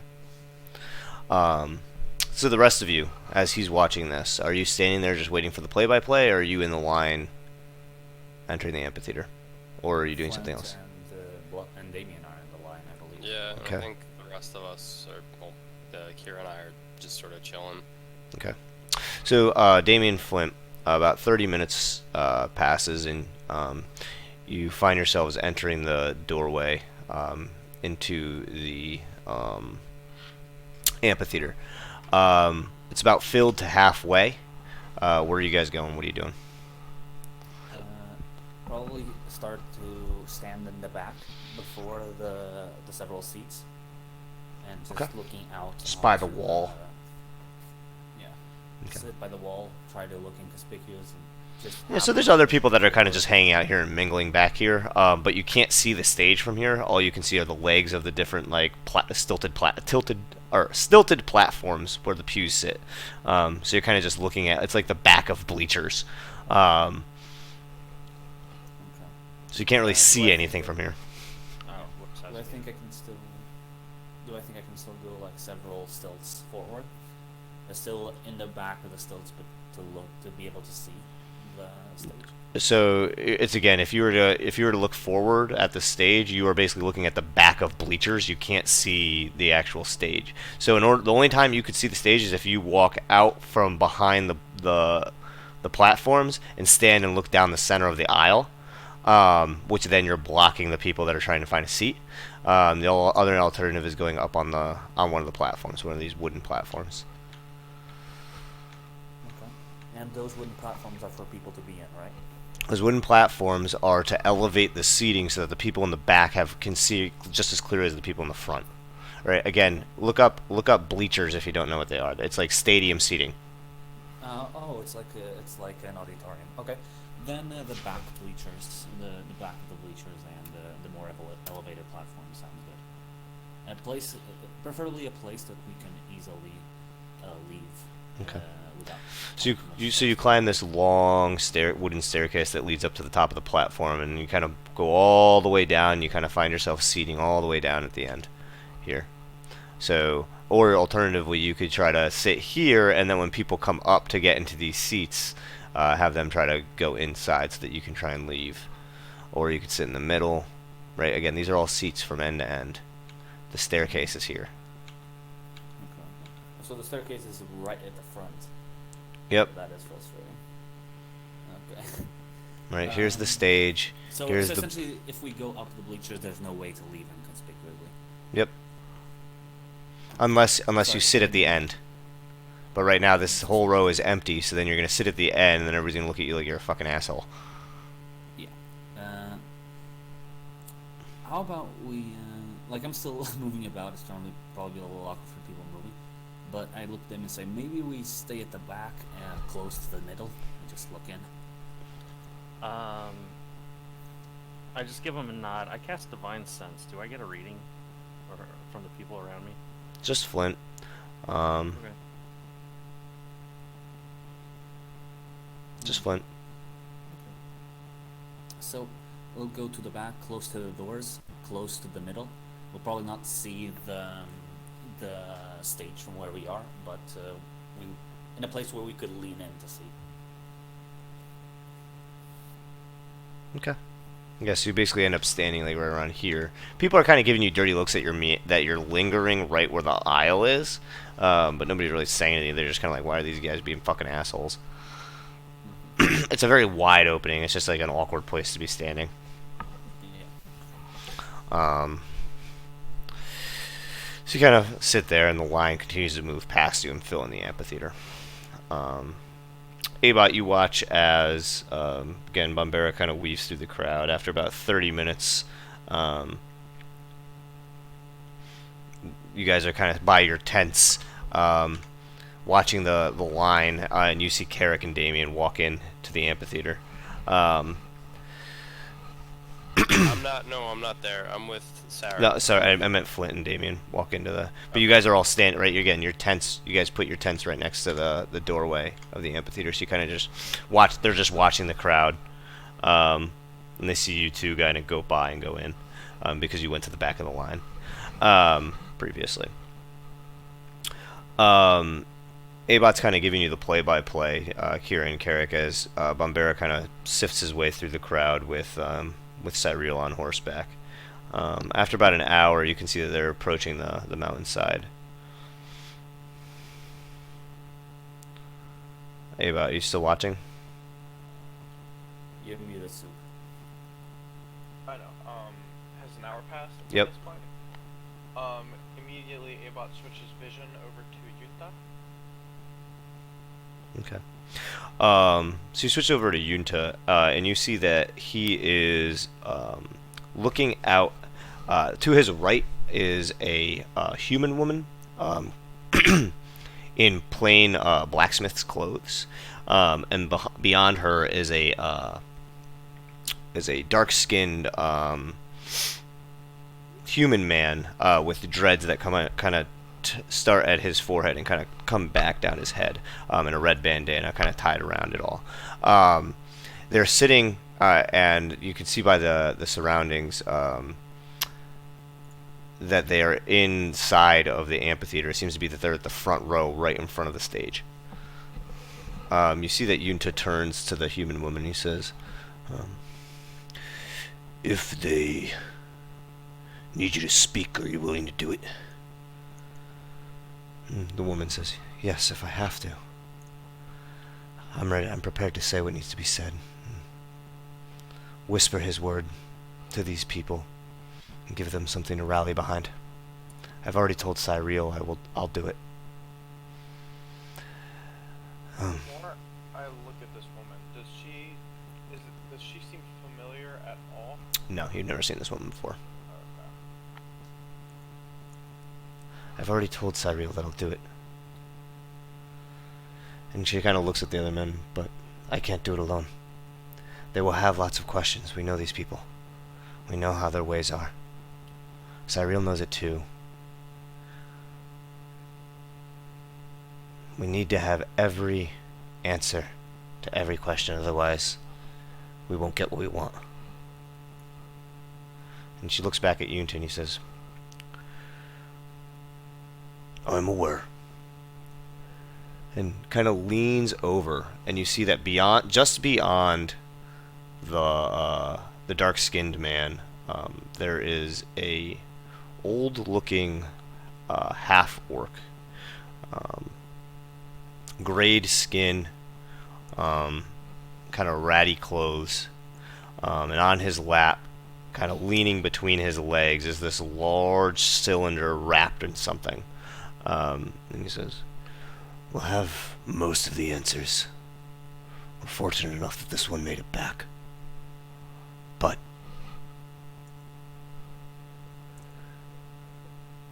I only hope that the Dernkis decides to fight and not hold themselves up."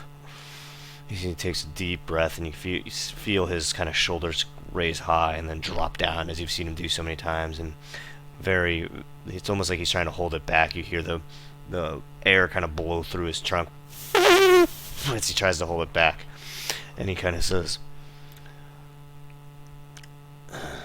"Our home will burn otherwise. I just hope that Cyril can keep his calm."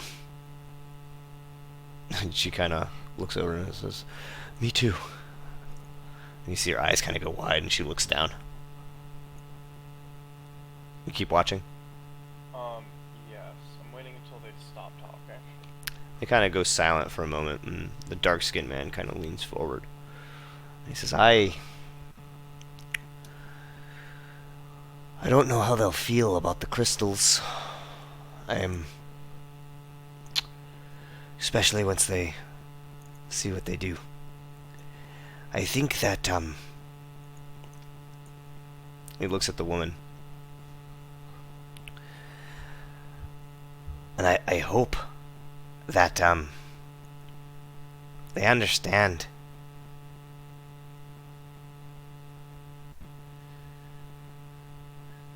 We'll all fucking die if we don't work together. I don't want this any more than the rest of you.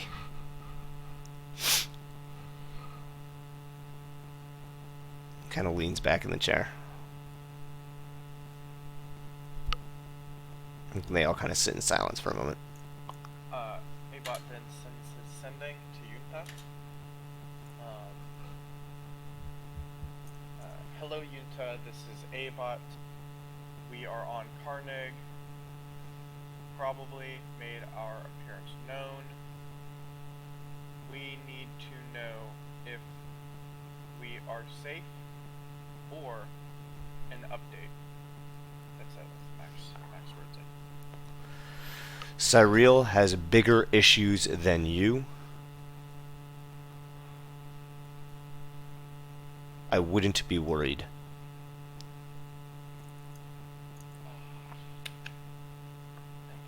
God for Yunta. Abot pops his head up and looks towards are Kira and Carrick still there? What have they been doing over this next hour or so? Mm-hmm. Well, I think you've been presumably narrating to us the whole time, right? Yes. But have you just been like huddled around me like a radio listening to me retell these events, or have you guys been doing something else while I've been? I think I would have Carrick stand up and practice his form with the bow, and like I would correct him, like, okay, you're not standing right. As they're listening to the radio broadcast. Yeah. Yeah, it's like a podcast. Yeah, like Bonbera is walking through the crowd. He yelled at somebody. Ha ha. Yeah, that's He fair. goes around people. Abot pops his head up and just looks at them, still practicing their form, and then immediately asks Kira, Is there anything else that we should ask Yunta? He seems more cooperative than Father. Oh, that's good. Ugh. I can't really think of much. Is Cyril doing his speech today? I'm unsure. I'm fairly confident that he is, but Cyril also posed a objection to doing this speech today. I'm not sure if he's just moving closer or if he's actually doing the speech today. Okay. Do you think we should pose our concerns about the tattered shore to him?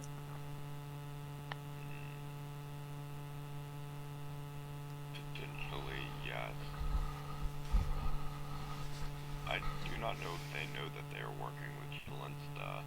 That may throw a very strong wrench into our plans. Perhaps, excuse me, we should keep our cards close to our chest for now, and, see how the next 24 hours play out. Well, it sounds like they're about to do some kind of big reveal. Cyril plans on revealing everything. Knowledge about the crystals, what Shalinsta has been up to, and anything and everything that they need to know. And then he has expressed that they will plan for war. Okay, so It- if the tattered shore are not on our side, and they hear Cyril planning for war, they might do something drastic. It is possible that they could turn the other dwarves against them. So maybe we should just tell Yunta to be careful, because if they decide to, I don't know, assassinate Cyril or something crazy, there's going to be a power vacuum and everything's going to be chaos. That's fair. Though that would change our current route. Instead of having to go through this diplomacy, we can just take the keys to the Earthforge like we've done previously in this adventure. I mean, the other dwarven clans could still be on our side. We just aren't sure about the tattered shore. Yes, this is true. I will tell Yunta, and trust that he knows the proper way to move forward with this information. Yeah, maybe just tell him we're skeptical about the tattered shore. They have something to do with crystals. I don't know. You can figure out how to phrase it, but Well, I will go do that then. Good job on your form, Carrick.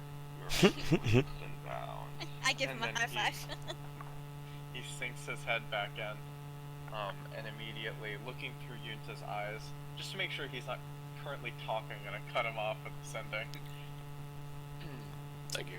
So you look through his eyes, and he's just leaning. He's in his chair in the front row there, and he's got both elbows on his knees, and he's kind of just looking down at the ground with his hands, his palms pushed together, and his fingers straight, and he's kind of just looking down. His big ears kind of draped off to the side, kind of leaning down, and kind of serving as like blinders, blocking his head, his peripheral vision, so you can't see the woman or anybody to his right or left. Abot sends a sending to him. It is likely that Tattered Shore are working with Shalinsta. They are involved with a black site. How should we proceed, if at all? As the message is sent and then received, he kind of, you feel that his brow kind of furrows, and his hands kind of clasp around the knuckles, and it's like his kind of like he's now holding like his hands interlocked, his fingers interlocked. He doesn't move. He's just kind of looking at the ground, and then his eyes close for a second, and all you see is darkness, and then they open back up. You feel him lick his lips, and his trunk kind of moves a little bit. And then he sits up, and he kind of looks at the woman, and kind of looks over his shoulder behind him, and there's a couple different dwarves being rowdy behind him, and he kind of looks forward again. Still hasn't responded to you. Abot continues to watch and gives him time to come up with some sort of an answer here. You can And if possible, feel that like just his body is tense as you're kind of watching through him and sensing what he does. There's tension. And this is absolutely a different experience than how he was normally sitting. Like he Yeah, wasn't you as- felt that when you said that there became this tension, okay, so this is a reveal. and he's looking up at the stage, and you see that his eyes kind of scan the three different banners, and then the last banner at the end, and then back to the Tattered Shore banner, and he's just kind of staring at the banner.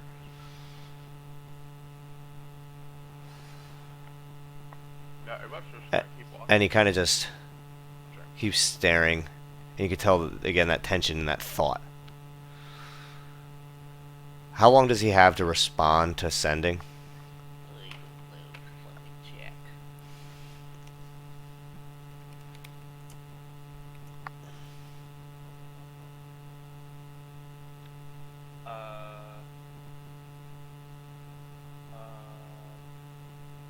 Oh, they can answer in a likely matter immediately. So I guess it would just be right after they hear it. Yeah, so he does not respond, but you can tell that you're just watching him shift around and keeps on like looking around at all the different people and the different dwarves. You can tell that the way he's almost like fidgeting. His feet kind of come together below him underneath the seat. And he's kind of shifting in his chair, but you don't get a response. Abot is going to now switch his gaze of two minds over to Bombera. Bombera. I Okay. thought I said Cyber for a second. So you do that, and they're still walking towards the mountainside. Looking, just do I recognize this mountainside or where they would be? Relatively? You do. You recognize that they are going near the northern path that leads up the mountainside to the Savrassian Temple. This is the path that you came down when you first entered the market from the temple. Just estimating their distance to the Savrassian Temple and the current pace To the they temple, make. the temple, it would be like 2 hours to the temple. Oh, okay. So he got time. So Abot's just going to let the next hour float on by. And you're just gonna watch, or Yeah, basically he's watching Bomber and Cyril to make sure that there is immediately he watches them to see where they are and see how far away they are, and then switches his vision back to Yunta to see if he does anything rash with the information he's just been given. While he's waiting for the hour to pass to send him another sending. So, they are still walking, Bombera and Cyril, and they reach kind of the mountainside after about 30 minutes of walking. You see that there's like a narrow path that leads up the mountain, and then next to it is this small building that is actually, it's a brick building that is the back of it. It kind of like runs into the mountainside, this like almost like cliff portion of the mountainside. And so they kind of walk over to that building. Bombera kind of knocks on the door twice, and the door opens. He kind of looks inside, and he kind of gestures to Cyril. They walk into the door. Cyril dismounts the horse, and they walk into the building. And it's almost like the way it's set up seems like a tavern, but there's nobody in it. And you see that it's a long building. This building must actually be carved into the mountain, and the mountainside must have been hollowed out. They walk to the back, and there's a small door there, and they knock on the door. And Bombera, as he knocks, he opens it, and there's a man sitting in there, an elven man, at a desk. And as he knocks, he kind of looks over, and the door opens, and he just, "What do you need?" And Bombera goes, "We need a passage opened to the summit for this man." And the man at the desk kind of looks at him and kind of pushes these glasses up. Cyril. "Yes, I need passage. Come on." And the man stands up and walks out of the room, kind of pushing past Bombera and Cyril. Comes to the center of the room and takes two fingers. Hold on 1 second here. Do.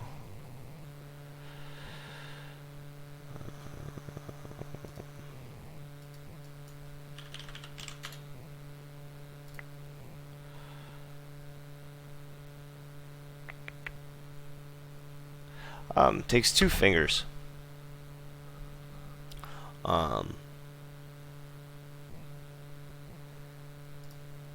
And reaches down in his pocket with those two fingers and grabs a piece of chalk.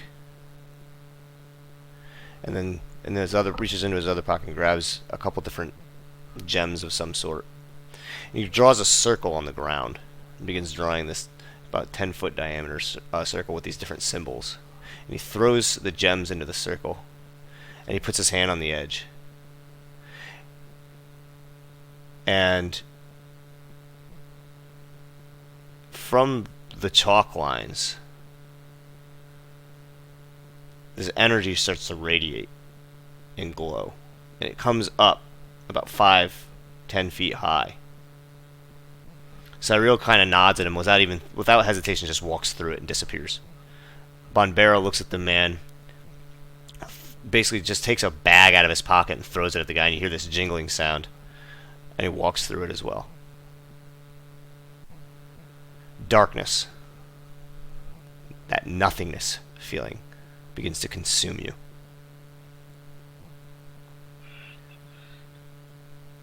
Abot. You feel it pulling you deeper and deeper, and you know that you felt this once before. Abot continues to rest on that, and begins to... As 5 seconds pass, you find your mind beginning to wander. Roll me a wisdom saving throw, please.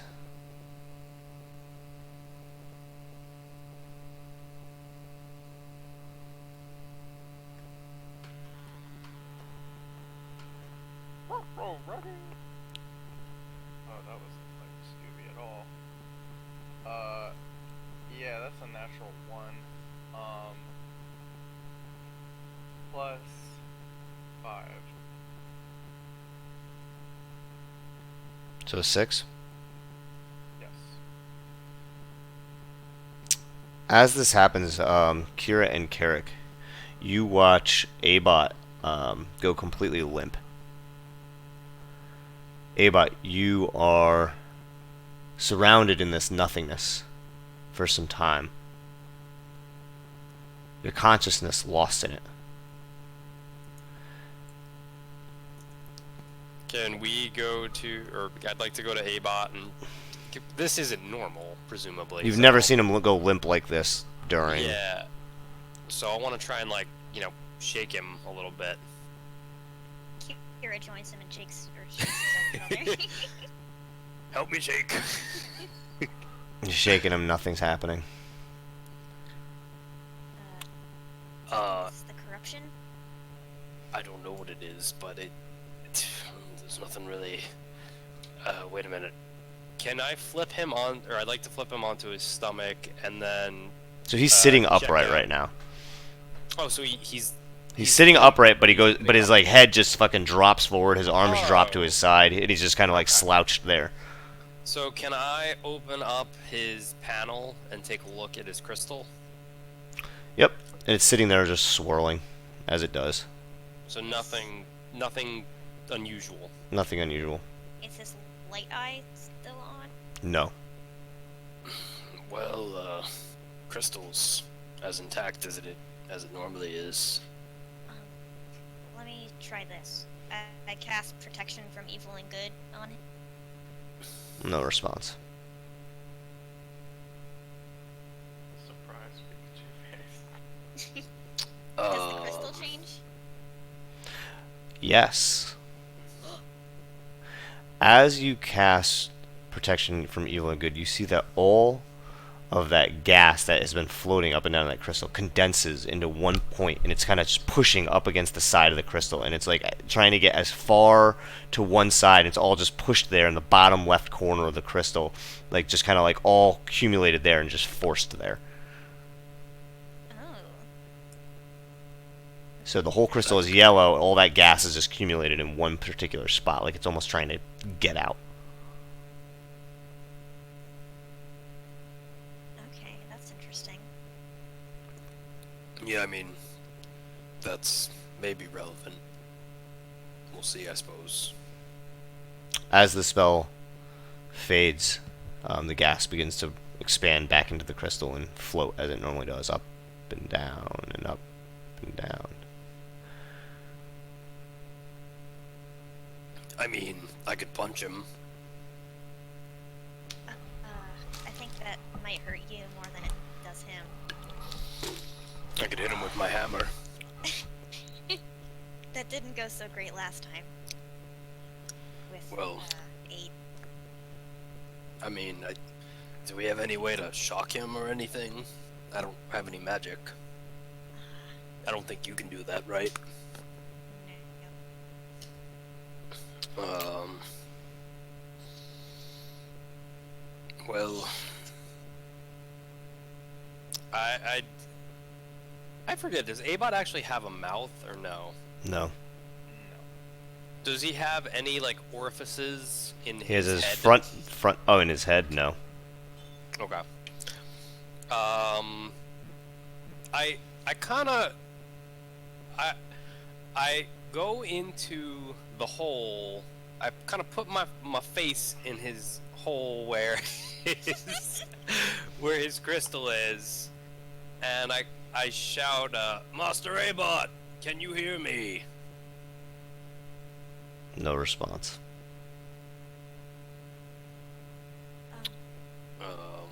Should I try touching the crystal? I won't take it out, but I could just touch it. I mean, obviously you can try. Okay. Perhaps you should cast that spell on yourself first. Yeah, that's what I was going to do. Good shit. I cast protection from evil and good on myself, and like the white little wolf energy goes around me for a second before sinking in. I move around the backside of Abot, and I reach out to poke the crystal. As you take one finger and you reach at the crystal, you see that as your finger kind of slowly comes into contact with it, and the moment it does, that this green and yellow energy kind of zaps off of the crystal at your finger. That wolf that kind of floats around you, that spiritual wolf, kind of jumps in between and absorbs all of this like shock that flies at you, and this green, like almost like smoke, emanates from the area. Like almost like an electrical backfire, as your hand is forced away, but you do not take any damage. It seems that the protection from evil and good kind of saved you from being hurt in that moment, but it definitely would have otherwise. Can you clarify something? Did it seem like some of the smoke actually Left the crystal? No. It was almost like if you take it's almost like when a candle burns out and there's that like black smoke that kind of like fizzles out after this like spark. Okay. Thank you. The gas itself kind of floated undisturbed inside the crystal. Abot.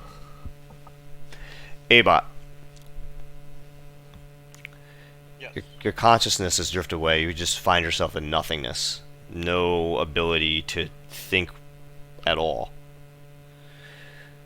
You've an undetermined amount of time passes. And you find yourself in an instant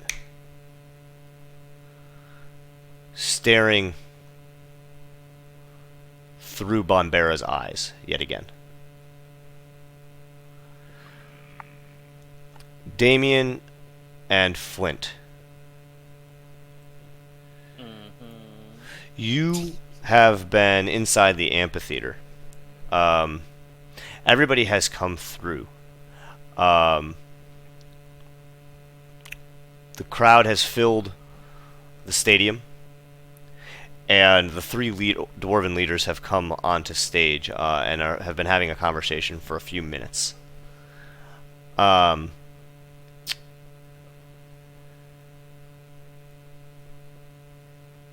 Holm comes on, steps up from his seat and kind of hushes the crowd. There's still that fourth empty seat next to them.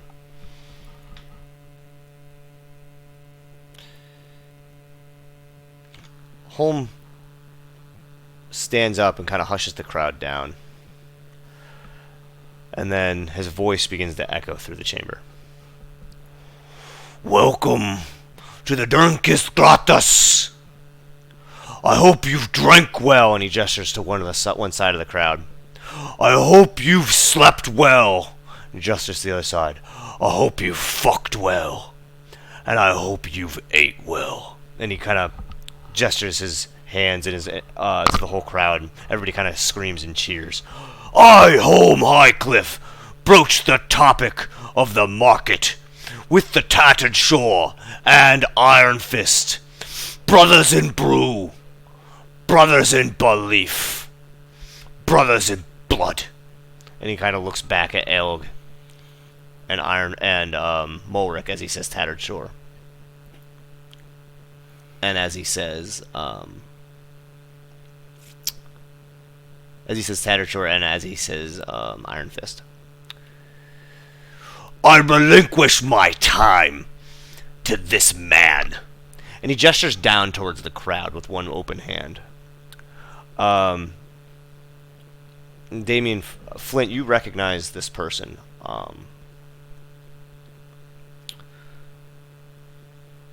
Cyril takes his hand and slowly walks up on stage, and as he comes up the stairs, you can see that he's significantly taller than Holm. He's in almost like these common pants and these common shirt, and his hair is pulled back in a ponytail behind his head. And he comes and he stands behind Holm for a moment, and then he walks over to that empty chair.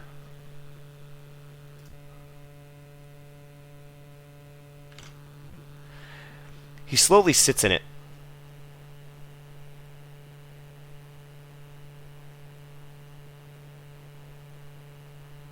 And he crosses his legs. And he lets silence take the area for a moment. And people for a while after he relinquishes time were kind of screaming and different and booing and yipping and hollering, and he kind of just sits there and just waits for everybody to stop. He doesn't say anything. He doesn't move. He just sits there with his legs crossed over one another and his two hands on his knee. And he just sits there and waits. About 5 minutes pass, 10 minutes pass.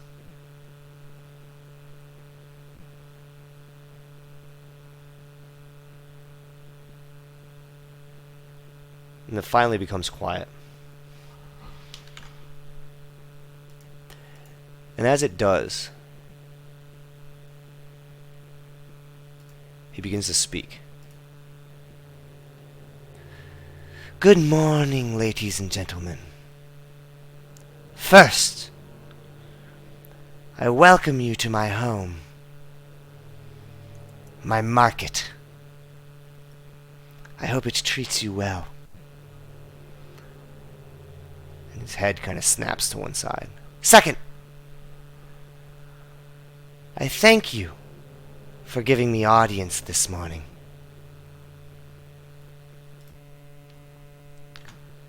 I come to you with information. And he outstretches a hand, open palm to the sky.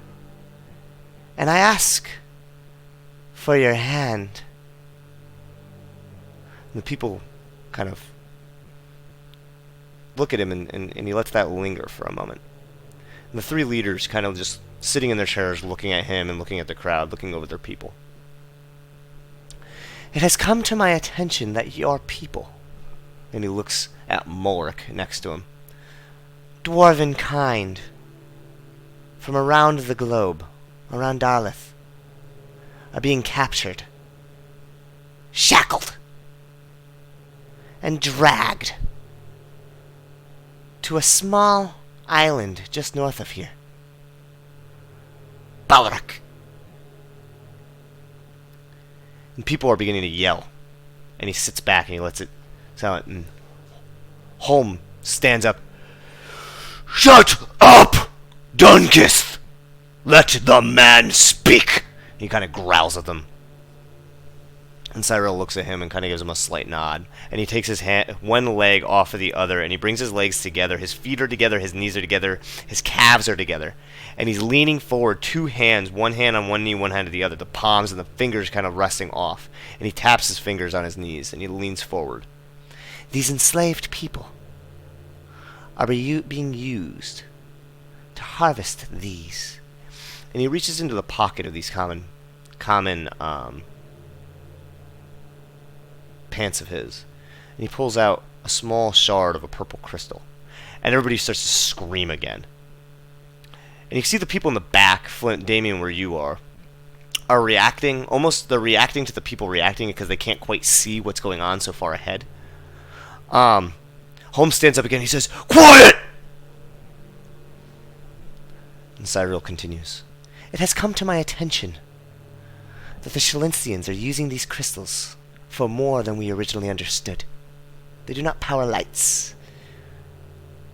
They don't power spectacles. And we've brought these into our homes, our fair share, not knowing where they came from. The Shalinstians use these for weaponry. And he kind of gestures down to the corner, far corner of the amphitheater. A man, a half-orcish man, large and grizzled, bones on his shoulders, stands up, this large rod-shaped device wrapped in some kind of cloth, steps up on the stage and hands it to Cyril, kind of head down, giving it to him, and then goes back to where he was. You see a large Loxodon step up. You immediately recognize Yunta. A large black battle axe in his hand. Steps up, brushes past the orcish man, and hands this axe to Cyril. So Cyril's got this cylinder in one hand and this axe in the other. And he says, "These come to our lands to undo us." And the crowd kind of starts shouting again. And he sits back in the chair with both of these things kind of resting on his lap, waiting for everybody to quiet down. His legs together still, very almost innocent looking, with these two items in his hands. And as people begin to calm down again, he takes the axe and slowly sets it to the side on the floor of the stage, and then leans back up, still sitting in the chair, legs still together. He begins to unwrap this cylindrical device. You see this long, glistening silver tube that runs into a thicker end, almost triangular in shape. He takes the crystal back from his pocket and he stands up in one swift motion. He stands up, points the cylinder to the sky, jams the crystal into the side, and then points it up, takes this triangular portion, puts it to his shoulder, and pulls the trigger.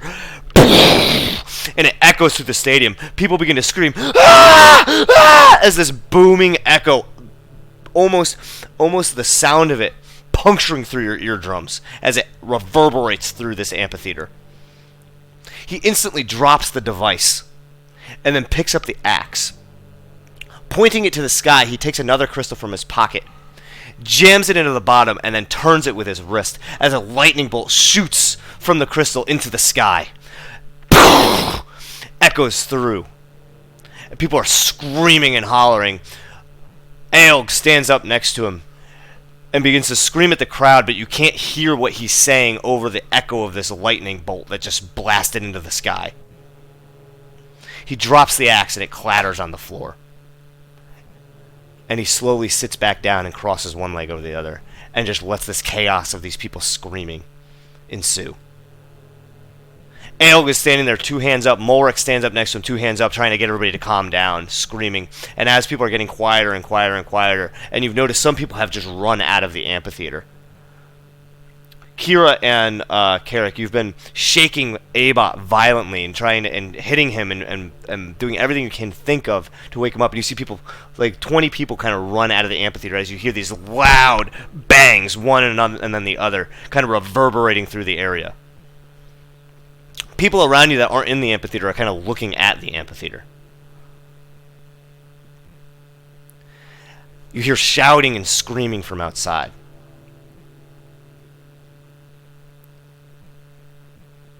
As it begins to calm, Flint and Damien, you hear Cyril's voice again. With these weapons of mass destruction, the Silencians prepare to come here, to Karnig, to destroy my market and burn it to the ground, and raid your homes, and capture you, your children,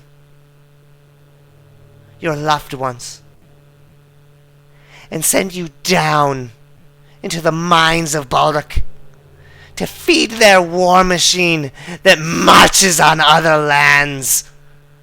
Everybody begins to scream and yell again, and Aelg is just screaming, and you can't hear it. It's just chaos ensuing. Cyril then stands up, his voice kind of echoing over these kind of yells. I ask for your hand, Dunkist. Don't hole up in your homes. Don't be afraid. Don't let the fate of the Jindeep fall on you. And you can see that there's starting to be this. He's starting to be almost chaotic. And you see Mulrick stand up next to him, and you hear him pointing at Cyril and yelling at him, and there's this tension in his body language, and he's pointing one finger, and as he's yelling, you see his mouth moving, but you can't hear what he's saying, and it gets quiet enough that you just hear, "You watch your fucking tongue!" Cyril kind of waves one hand at him, and he's looking back. "Join me! Fight with me, Dernkist! Strike the mines before the trident strikes us! Free your brothers in blood! Form a Dernkist stronger than ever before! 1,000,000 strong, and attack Shalinsta head on! Before they destroy us all! We will eradicate the Treston Shalinstian government and reinstate a new government, buying us time to gain allies from the north, from the east and the west. We will establish this market and your clans as known, appreciated nations, and hold the southern seas together in prosperity." And people are going fucking nuts. Elg and Mulrick are just staring at each other and staring at Cyril, and they're all looking at each other. And people are going fucking insane. Are you guys doing anything? Flint is paralyzed looking at Cyril. Did Abot wake up yet? Nope. Carrick, you stay here. I'm gonna go see what the noise was. Keep trying to wake up Abot. What about the kids? Watch them. The kids are freaking the fuck out I at those don't two speak booms. Orcish. Perhaps you should stay here. Okay, fine, go. Okay. Kira, I you go. start sprinting as those 20 or so people run out. You run in, and you hear that last bit. "We will eradicate the Treston Shalinstian government," and he continues. You see everybody freaking out. They're yelling in every direction. Aelg is standing up, and he's walking up to Cyril, and you see him waving one finger up at Cyril's face as Cyril's now standing in the middle of the stage. Aelg turns to Mulrick, and he turns to Home, and he says something. You can't quite hear it over all the yelling. Abot. Should have gotten a familiar. Abot. You come into the space. You're now looking through Bombera's eyes again. You're in a totally different place. You're standing what looks to be inside the amphitheater, and you see 3 dwarves, Mulrick, Aelg, and Home, all yelling at each other. Bombera is standing, seems to be just off of the stage, near, sword drawn, in a crouched position. You see him just out of the line of sight, and you see a group of probably 60 or so hooded figures all around him. Just off stage, behind, it seems almost like behind the amphitheater.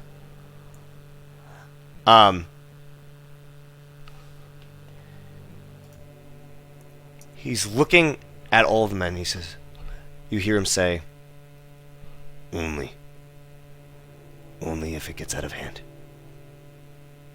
Only if it gets out of hand.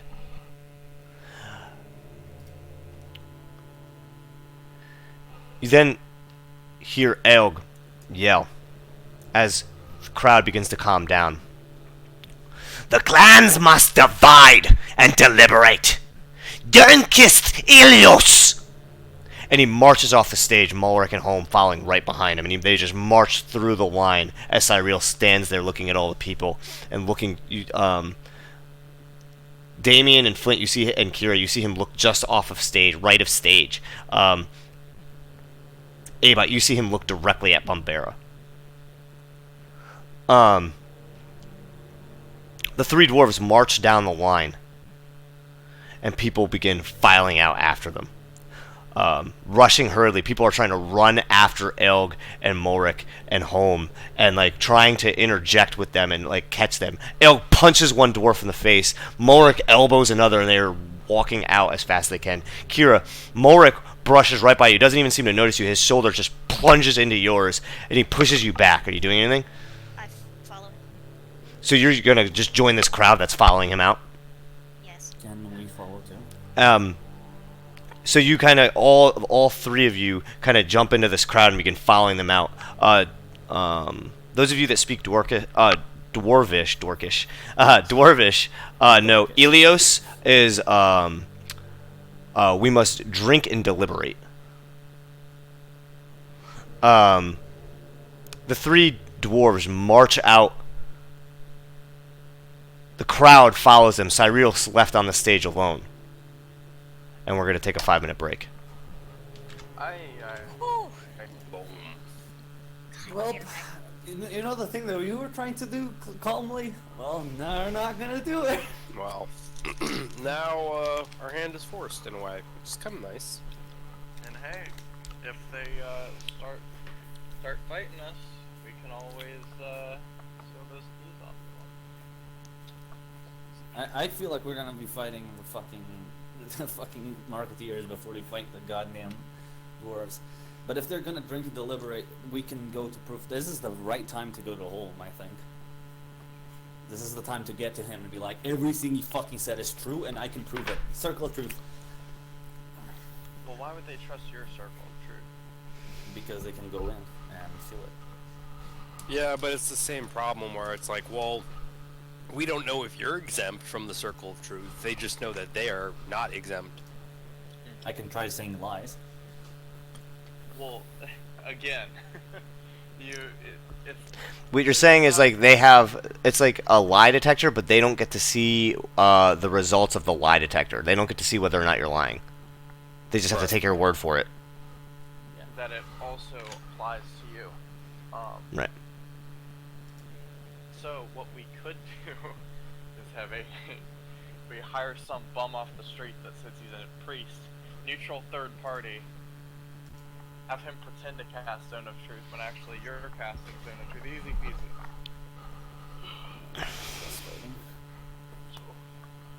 Oh boy. Yeah, I don't know what we should do. I think we should leave. I think we should go to a better continent like Treston. There's so much simpler. Like Treston? No, we'll just keep going north. We'll just fuck this whole place. Let everyone die. Let's just go take a vacation somewhere else. That's how Jorah is this time of year. Oh Fuck the god. calamities. We'll return eventually. Yeah, once everyone is good and dead, we'll come back and resettle. Oh, holy shit, how are we gonna fix this? I mean, I was close. If I just got one more hour, I could have sent that sending to Bombera, and then I think they would have had to deliberate on that, because that's information they don't have. Because Junta was very surprised by it.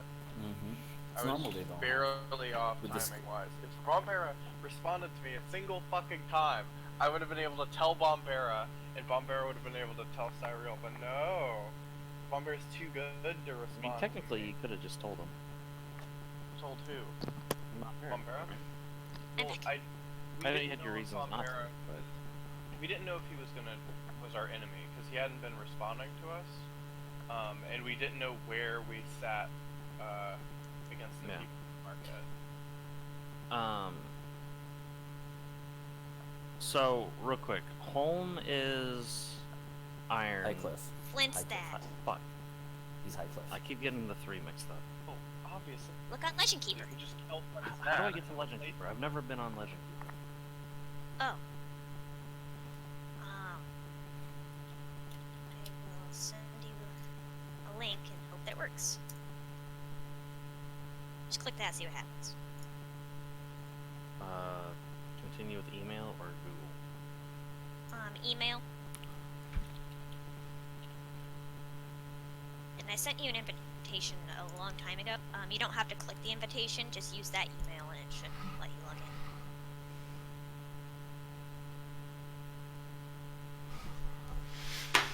What the fuck are we gonna do, guys?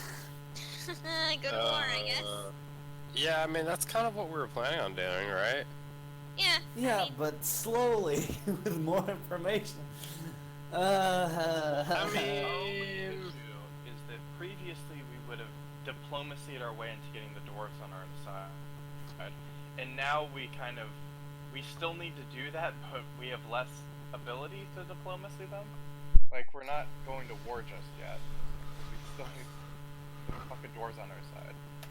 well, we can tell Right. them about the Earth Forge. Yeah, guess we can. Because it's supposedly like their secret. But if we tell them like, yo, we know about the keys and shit, y'all should go do that. So, Like, Once, oh. a while ago, like way in the beginning, I said that one of the possible ways and possibly the worst way to go about it would be to assassinate the admirals. The more we go about it, the more I'm like, yeah, that's probably the best way to go about it. listen, we'd be so good at assassinating admirals. Oh my god. Like the Avon more we reports the us more we in. go through, the more Would it's we- like we gotta just destroy their fucking leadership. Yeah, we would be super good. Abot ports us in. I summon wolves. The wolves hold them down. I shoot them in the face. Wait. Since when does Abot have the? Oh, you mean through the people, right? No, Abot has Dimension Door now, so I can teleport up to 500 feet with a. But only one other person, yeah. Yeah. All you need is me, and then I can summon my own shit. Easy.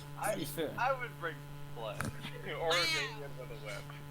I mean I can do the same thing that your wolves do, only I have better modifiers. Actually, bringing in Damien might be smarter, because I could teleport too. Either way, we could totally assassinate. I'm gonna pee real quick. Okay. And we just need to get Carrick a god of trickery, so he can be a trickery cleric. Oh, I just And made we- one we- of those.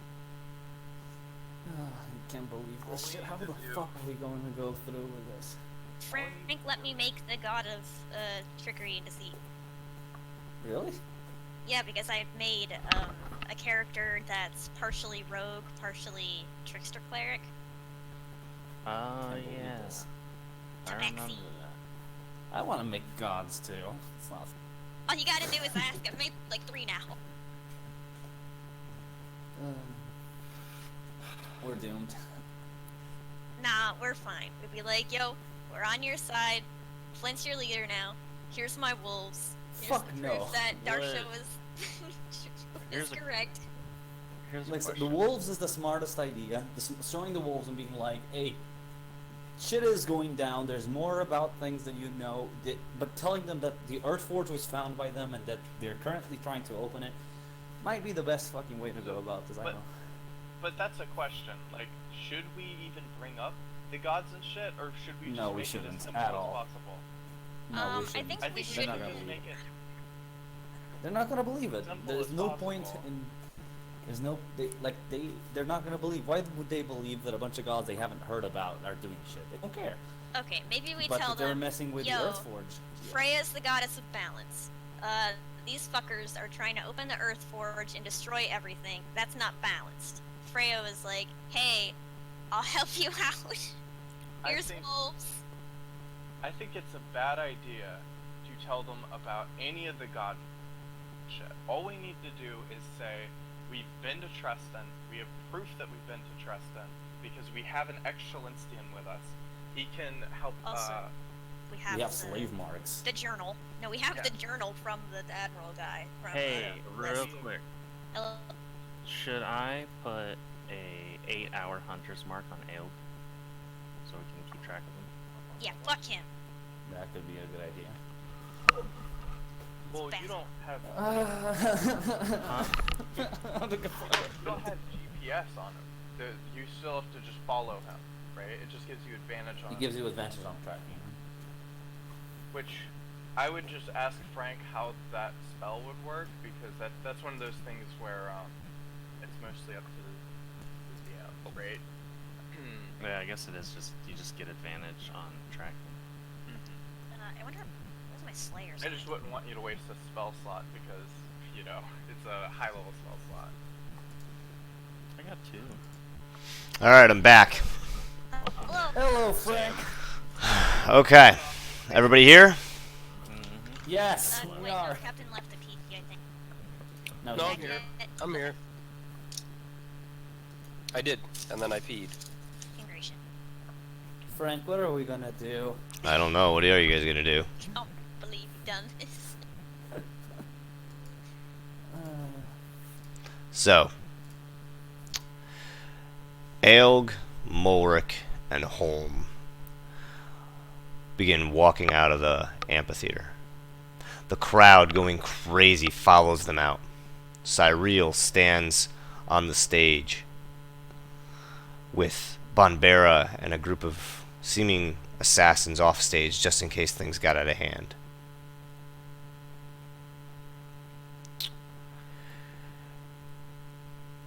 Abot, you watch as Cyril steps off the stage and approaches the human woman, the human man, Yunta, and then Bonbera walks in closer. The orcish man stands there, and Cyril looks at him and kind of gives him a nod, and the man kind of turns and walks off, following the crowd. The five come together. Cyril, the human man, the human woman, Bonbera, and Yunta in a circle. And Cyril says, "So, despite what we've learned of the Tatterchor from your informant, Yunta,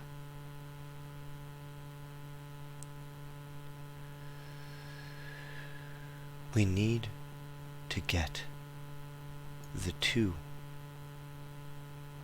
clans, at very least, to agree to help us. If we wish to be a recognized nation, we need an army. This is how we get one.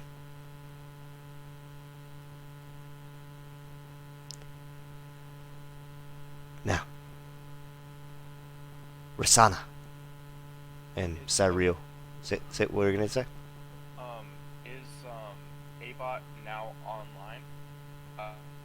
Yeah, you are watching through Bonbera's eyes. Yep, you seem to be online. But based on what you just heard, roll an insight check.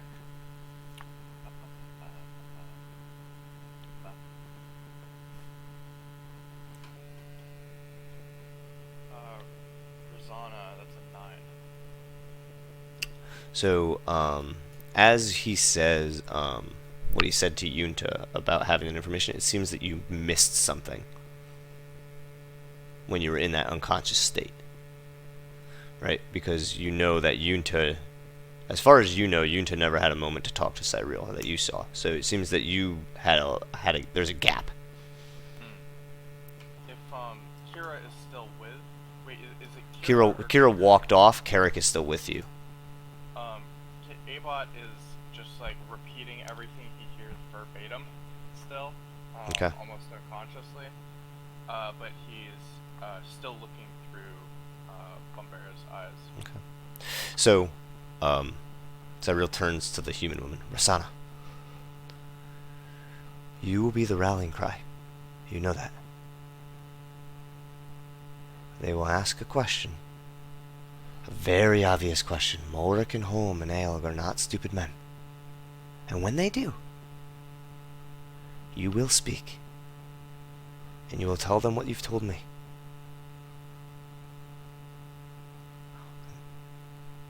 She kind of just looks at him and nods. The five of them begin to follow the crowd out.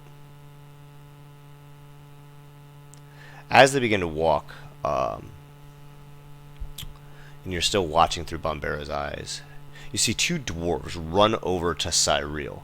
Bonbera, in an instant, jumps in between Cyril and these two dwarves and draws a sword and points it at the two dwarves. The two dwarves throw their hands up in the air.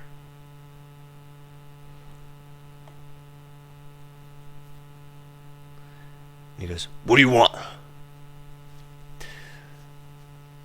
And there's, one of the dwarves says, "Cyril, you'll get us all killed. You will have every one of us die. If Holm agrees to this, the High Cliff will die." And Cyril looks at him and kind of puts a hand on Bonbera's shoulder, and Bonbera kind of steps back, and Cyril leans in, kind of crouches down low, so he's at eye contact with the dwarf. He says, "If Holm doesn't agree, you'll all die anyways." And he stands up, and the five of them walk off, and the two dwarves just kind of stand there, like, fucking disturbed as he walks off.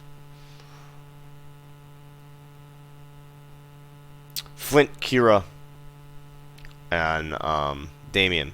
You follow the crowd out. Mulric, Aelg, and Holm all go into Holm's tent right outside of the amphitheater doors. And you're kind of in this mass of people that's now blocking the doorway. You're just outside the doorway, just outside the amphitheater, but it's just this mass of people all huddled around Holm's tent. It seems everybody's trying to get as close to the tent as they can, but nobody dares enter the tent. What are you guys doing?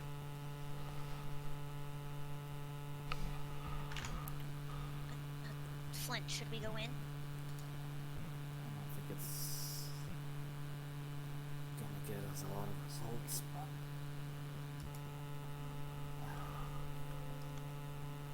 There's just madness and chaos and yelling all around you. Dwarves just yelling, "Fuck Cyril! Don't give in! We can bar ourselves up!" Others saying, "Fuck you! We need Cyril! We need the market!" Other people yelling, women screaming, saying, "They'll kill us all! We need the market! Fuck the market!" Just people yelling all sorts of things. Damien, what do you think? Let the market burn! I think if we go in, we cause more of a scene. Don't trust Cyril! He's a heathen! He doesn't believe in the gods! Okay, I need to go back to the kids, make sure nothing happens to them. Something weird happened to Abot, he passed out or some shit. Fuck. Yeah, I don't know. Should we go back to the kids? Go back and send someone in. Damon, I'm gonna stay here. I need to know what they're gonna decide. Okay, I'm not be gonna go safe. in unless I'm asked. I'm staying with Flint. I run off to go back to the Carrick and Abot and the kids. Okay. So you go through, you kind of push your way through the crowd. You're kind of like weaving through as much as you can. And as you make your way through the crowd, you see, you cross paths as you go from this, basically, this whole area is just all crowd. And you kind of push your way through. And you make your way through the crowd. And as you go to this door, you get to here, and the crowd is kind of lesser so. You see Yunta, Cyril, Bonbera, and two humans walk right past you. They're basically right in front of you, and Yunta turns to you, and he makes direct eye contact with you. He recognizes you. You have acknowledgement. Are you doing anything? As he's continued to walk, but you have eye contact. I walk up to him and grab his arm. So you kind of brush past Cyril. Bonbera sees you, doesn't stop you. You grab Yunta, and as you do, he kind of shrugs you off, and he looks at you. He's looking down at you. What are you saying? What are you doing? What are we doing here? Keep your head down. And he pushes past you and keeps walking. And then he takes a couple steps. The other four continue to walk. Bombero looks back at you and continues walking, and then you just stops for a second. He turns back, and he looks at you. Have Flint convince the clans to help us. We'll all die otherwise. And he turns and he keeps walking. Catches up to the other four.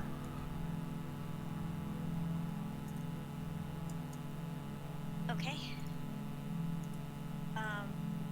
I'd stare after him for a minute, and then I run off to the other Scarrick Abot kids.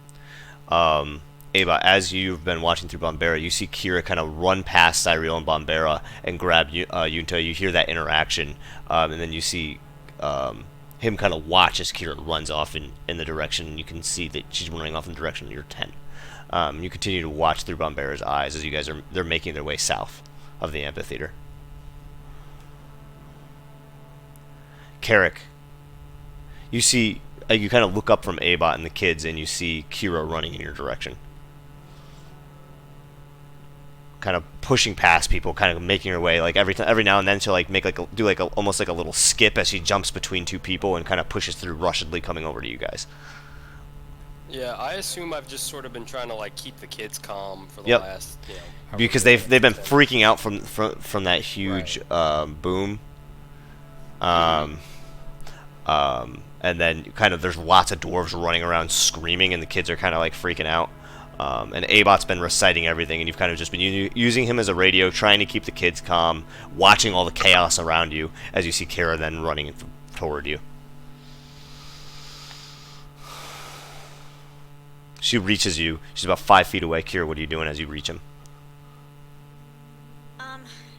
Okay, the dwarves are about to riot. I think we need to move further away, get the kids out of here before there's some kind of stampede. That's a pretty good idea. Let's do that. Okay. I start calming down the kids. I say, it's okay, we're going to leave now. Help me pack up the tents. Okay. So they all begin to help you take out the tents. They're just kind of listening to your commands. Just through the training that you've given them in the past, they're becoming more responsive. They talk back less, and they just do what they're told, and that's becoming more apparent. And so they're reacting. They're packing up their new toys and their bags, and helping you pack the tent. Abot, what are you doing? Abot around this time would snap back to reality. And he would look around quickly, trying to get a reorient of his space in the world, stand up, and stumble around as he looks towards Kira and Carrick. Hello, I am back. What is going on? I mean, didn't you see a lot of it? I was operative for a period, and then everything jumped forward. I do not understand the catalyst behind these events. Please enlighten me. Well, Cyril told all the dwarves that their cousins, I guess you could say, are being enslaved, and that if they don't participate and help, they will be enslaved and or killed via genocide. Alright, what are we doing now then? Where's Flint? Flint stayed in the crowd. He's outside of Holmes' tent. Damien's there too. But there's about to be a huge riot. I think we need to get out of here. Or at least move to a safer area so we don't get stampede.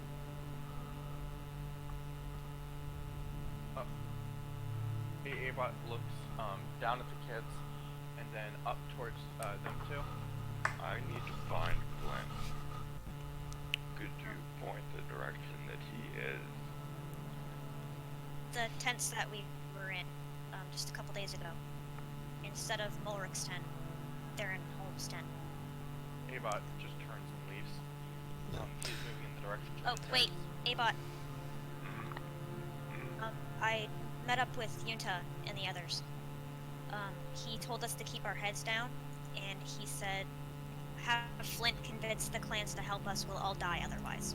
So, tell Flint that he said that, Oh, and be safe. I'm glad that only now you mentioned that. He Well, turns his head. You and ran off! run away. Boy. So so Abot, you begin to like kind of work your way through this crowd. Like it's almost like a mosh pit. People like running and yelling. There's a lot of people actually running. A lot of dwarves running to their tents and actually starting to pack their tents. Different family members arguing with each other. Different clans arguing with each other. Lots of people yelling, and you're pushing past all of this chaos and all this hostility, making your way through the crowd back towards Damien and Flint. Damien and Flint, you guys are still by Holmes' tent. Are you guys doing anything? Has an hour passed since I first cast the sendings to Yunta? Yes. Oh, okay. Well then, I will immediately send this sending to Flint. Yunta told Kira that you have to convince the Dwarven councils to join them, or you will all die. I am on my way. Come back, come quick. I need your help, and I don't know what to do. Again, dwarves yelling and screaming and bumping into you and pushing past you and pushing into you. You know, two dwarves will somebody will try to get by somebody and then it just breaks out into a fucking fist fight and they're yelling at each other, calling each other different slurs for the different clans. Two dwarves right in front of you and Damien just start beating the shit out of each other on the ground. Are you guys intervening or just letting them? Flint isn't doing anything. Yeah. Oh, I was muted. Do you relay that message that Abot just sent to me? Yeah, I tell him. I look at you and I say, if we decide to go in, I'll go with you. Just let me know ahead of time. So you guys at this point are just outside the doorway. Carrick, are you doing anything? No, I think I'm. Well, I'm helping Kira Pack up. to pack up. Yeah. Okay. So you guys are hurriedly packing all your things. Chaos is ensuing around you. Abot, you push through the crowd and you see Damien kind of towering over all these dwarves, and you kind of make your way through the crowd, kind of just like, almost like just like parting dwarves apart, or like grabbing their head and kind of just pushing them away as you make your way through. And they kind of they ball their fists and they turn at you angrily, and then they see that you're a fucking Savrasian, and then they just kind of like stop every time you kind of push somebody out of the way. You make your way to Flint and Damien. You guys are all standing maybe like 30 or 40 feet from Holmes' tent, just in the middle of this crowd of people that are all yelling at each other. Ava, as you approach, there's these two dwarves on the ground just beating the shit out of each other right in front, like basically at Flint's feet. Nobody's even helping. Nobody's intervening. There's one dwarf just sitting on the chest of another dwarf, just hitting him in the face over and over and over again. I'll walk up and just fucking grab him by the collar and throw him off. Roll an athletics check, please. Abot's approaching as you trap him and then throw him off, I assume. Yep. Right? It's 18. Yeah, so you grab him and easily you just grab him and throw him off, and he kind of rolls backwards into another dwarf. That dwarf kind of looks at you and looks at him, kicks him while he's down, and then continues to just like look back at Holmes' tent, chanting. And it's just a chant. Fuck Cyril! Fuck Cyril! And it's just a group of dwarves chanting that. Real quick, you did say athletics, right? Yeah. Okay. I'll just keep throwing these two away from each other and get between them. Yeah, well, they're not like re-engaging. He just threw them. The other one's just bloodied on the ground, not moving. I walk up to him. Oh, go ahead. I was just saying that I was gonna, as he's throwing him off, I'll pick up this one on the ground. And Yeah, you kind of grab him by the shirt and kind of stand him up, and you brush him off, and his face is bloody, his nose is broken, his jaw might even be broken, and he's just kind of looking at you with one swollen eye, and he kind of just nods at you, like, as he kind of like droops to one side, and you kind of grab him and stand him up straight again, and he begins to kind of stumble back through the crowd away from you. I throw these two apart from each other, and I look at Flint. Is he within touch distance? You guys are 5 feet apart, like you guys are next to each other. You I- throw one, and then he picks up the other one. Your shoulders are basically enhance touching. ability- Yeah, enhance ability on both of us for charisma. And I stand in front of the tent, and I begin yelling as loud as I can.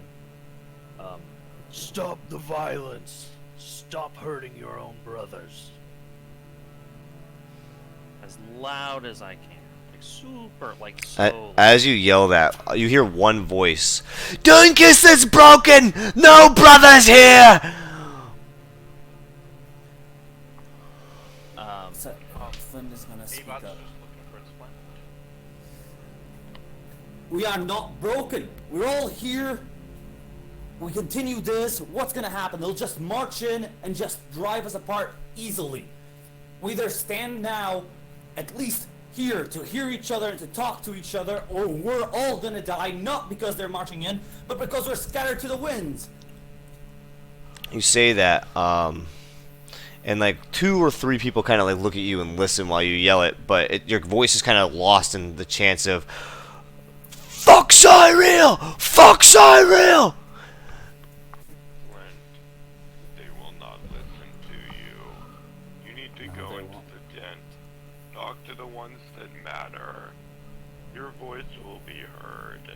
We have What am I valuable gonna say? One of them is One of them might be with the Empire. One of them, for all I know, hates me, and the other one I've already talked to.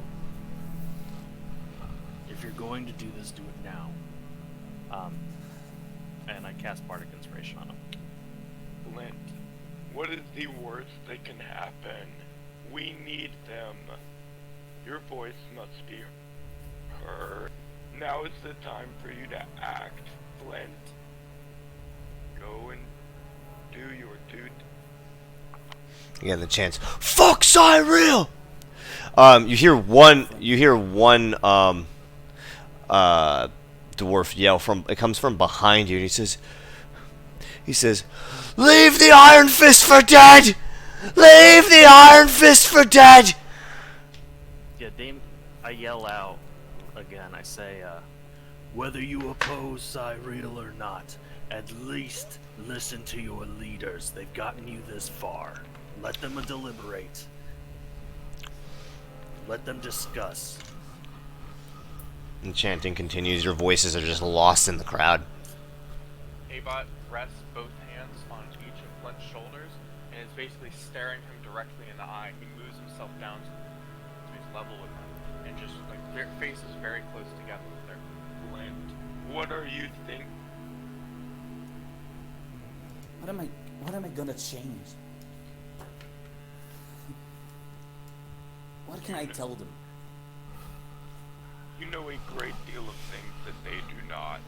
You can reassure, you can provide some insight, but most importantly, you need to set the Iron Fist straight. You need to tell them what you saw. Flint, get in there. Flint's gonna very slowly nod.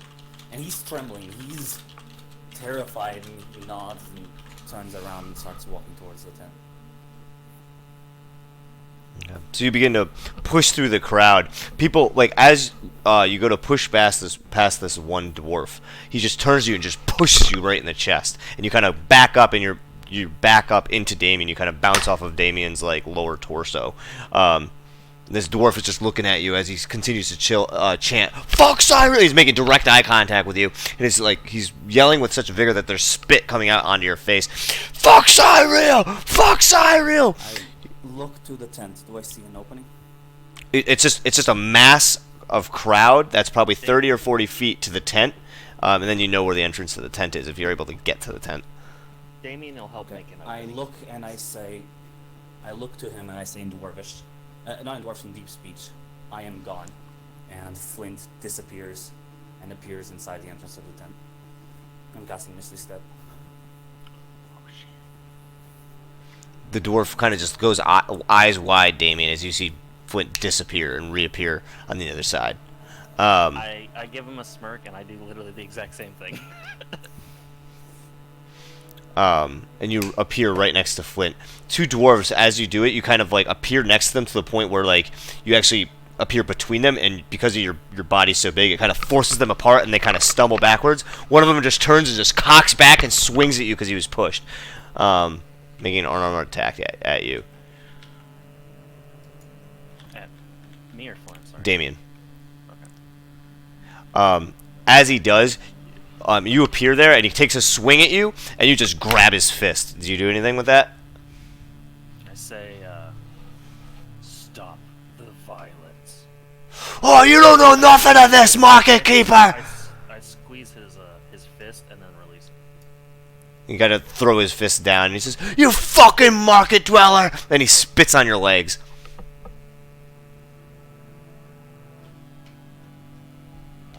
I'm back with just doing whatever Flint's doing. Yeah, you guys are standing right outside the entrance to the tent. All the dwarves are kind of like right here. It's like a big mass of people, and nobody has entered the tent. Yeah. I take out my hammer. I'd let it just rest on the ground beside the entrance, and I enter. I mean, there's dwarves everywhere. Like, if you're gonna put it down, it's kind of like it's at people's feet, essentially. I thought it had like. Oh, I thought it was. No, it is. There are people up to the edge of the tent. Like, they can literally like reach their without like a full stretch of arm. They could touch the tent. They are as close to the tent as you could possibly get without entering it. Okay. Then I'll just enter. Okay. So you walk into the tent, and People start screaming "Ah!" as you enter the tent, and all three dwarves, you see them sitting at a table there, beers in their hands, and their heads just turn to you, and they just look at you with these wide fucking eyes, and they're just glaring at the two of you as you enter the tent. Oi! Flint, what the fuck is this? Mulrook, they deserve to know everything that I told them. What This is not your fucking place, boy! If they don't know everything, how can they make a good decision? They know what I've told them based on what you've told me. You are not a leader of one of these clans. You are not part of Drunkis Elios.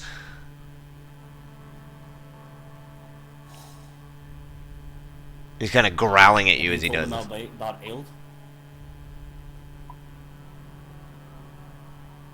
He looks at you, his eyes even fucking wider, and he stands up out of the chair. And he says, "You watch your fucking tongue, boy."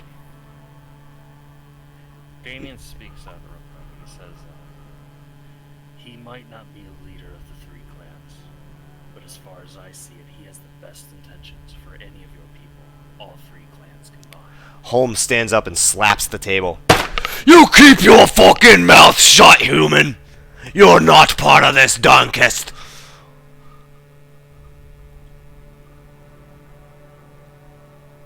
We can't hold up. It won't last, it won't stand. I've seen them gin deep and I've seen them scattered. I've seen them terrified and lashing out at people who they don't even know. They aren't even a shadow of what they were before. They are dead. And that's what is going to happen to us if we hold up too. Our people are suffering and dying. I've seen them scattered across the mines, turning into abominations.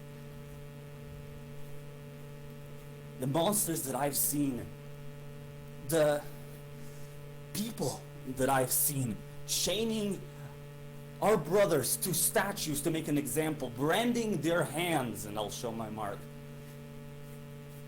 The dead that keep mounting will just keep on mounting and keep on mounting and will keep on dying, one by one. And our people are scattered and yelling at each other. Right now they're beating each other. They're doing their job of Chalcians for them. We can't hold up. We can't stand as three clans inside a mountain. Because they already shown that it can fucking smoke us out. We need Bulwark. And we need Bulwark destroyed and the people unshackled. The three Continue dwarves. standing. Three dwarves keep looking at you. They look angry, but they're listening. Roll persuasion You check. there? You have advantage and also bardic inspiration. Oh, I am shaking. I'm sorry.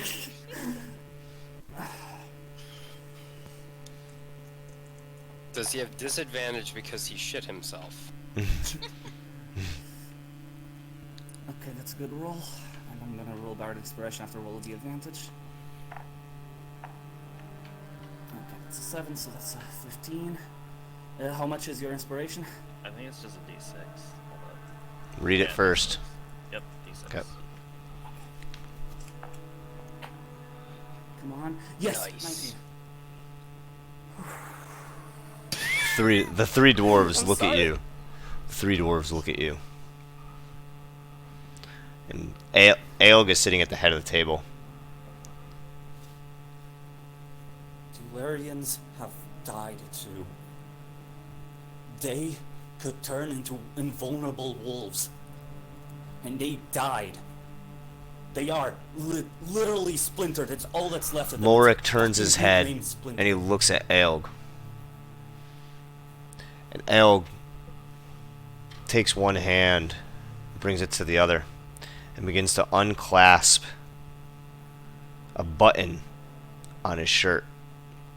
He rolls up his sleeve and he anchors it at his elbow, and you see that there's crystals from his elbow, red crystals embedded in his skin, all the way up to his elbow. Damien unwraps as well. And he shows it to you. And he looks at home and he looks at you, at Mulrick, and then he looks at you, Damien, and he sees it yours, and he nods, and he says, "Brothers, let the boy speak. Let the human sit." And Holm takes a seat in his chair, albeit reluctantly, and Mulrick sits down, albeit reluctantly, and Ale takes two hands, and he one with the sleeve kind of rolled up messily at the elbow, and he waves at you, and he points at the two chairs on either side. So it's at a table just like this, and it is hold on. I take a seat. Oh, it doesn't get any smaller, huh? It is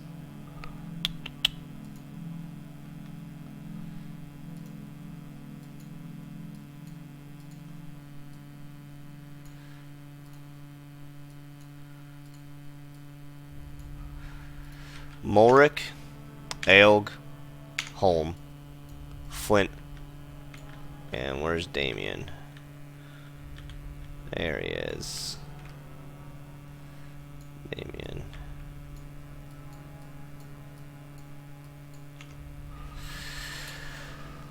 Okay. Damien sits down, he nods at the three of them, like in ways of thanks, I guess.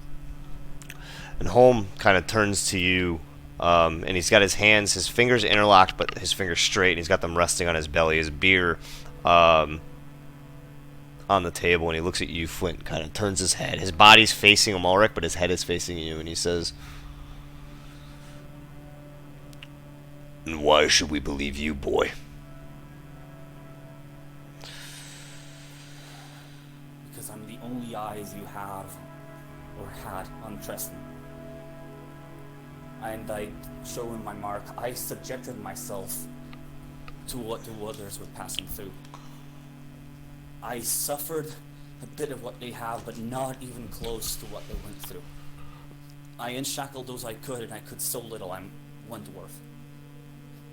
The reason why you should believe me is because if you don't, you have no eyes, no nothing. And if you don't, you must have them. And throw me away and find new ones. But if you do, you'll lose time. Roll a persuasion check. While he's doing that, Damien throws that Shalinskian banner that's covered in blood on the table as well. As you do that, Aelg takes two hands, puts them on the table, and leans forward, and he looks at you, and he says, "You have the 17. woven blood. The demon speaks to you. Does it not?" It did. I beat it into submission. Before you changed, you faced it, as we all have, as all tattered sure do. How did you fare? I'm here, aren't I? What did it look like when you fought it? A great wolf, with ears of a bat, the smile of a jackal. Was that what mine looked like? I don't remember. Mine was kind of like a shady, like shadow thing. Yeah, it's a fairly accurate description of what it was. You know what yours looked like. You got a picture of it. Oh, that's true. Kind of looks back at Flint. Aelg turns and looks at Flint.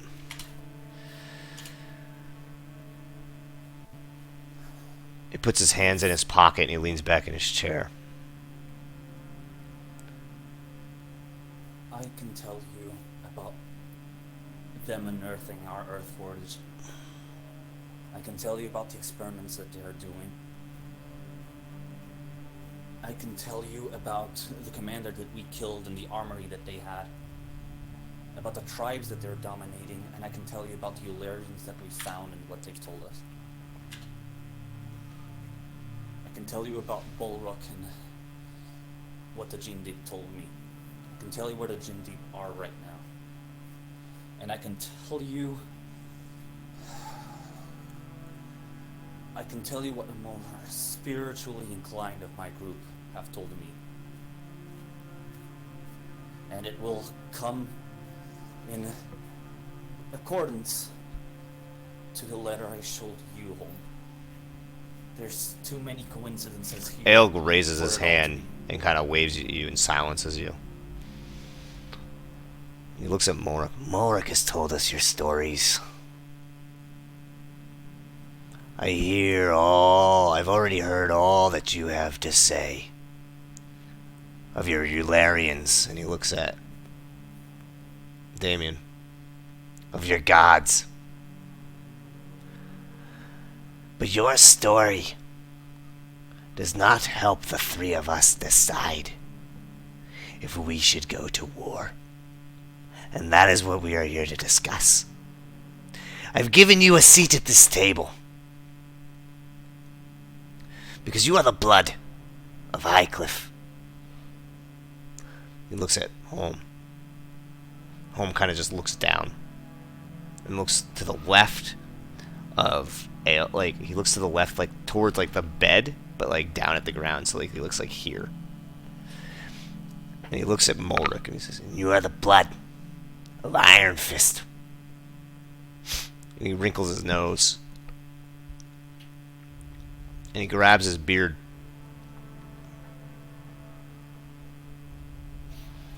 And you've seen the Earth Forge. You know where it is.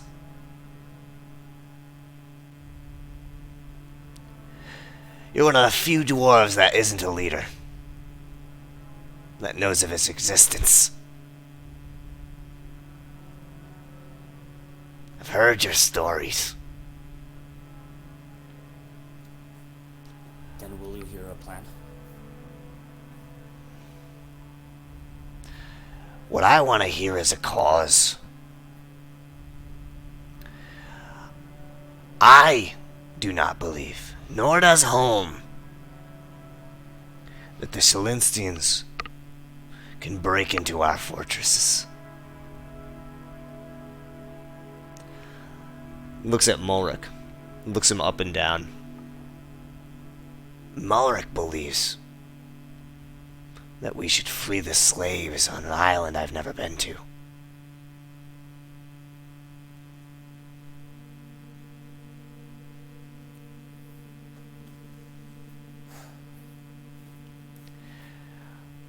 What I want to know is why should I stop this market from burning? If...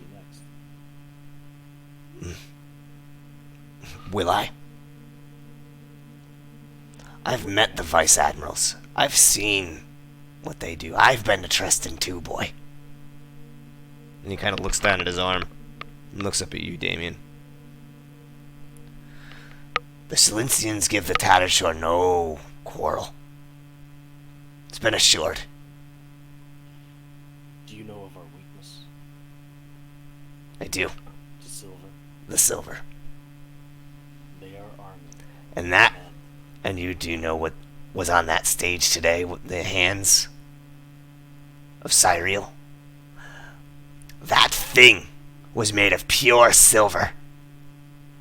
I know the Celestians hunted the Ilarians.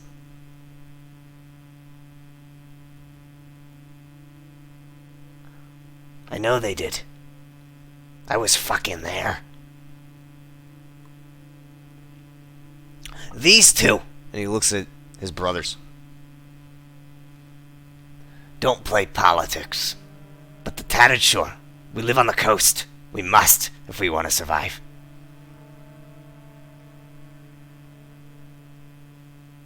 All I know, and I warn you, the demon that we bested is nothing compared to the Shillingstons.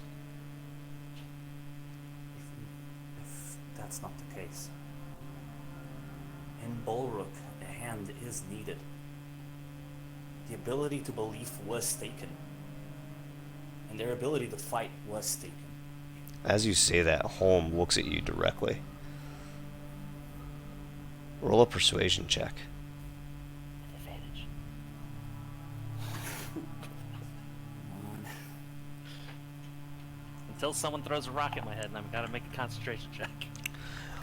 Carrick, during this time, you've been pushing your way through the crowd. You guys have packed the tents. Kira, and where are you leading the kids? I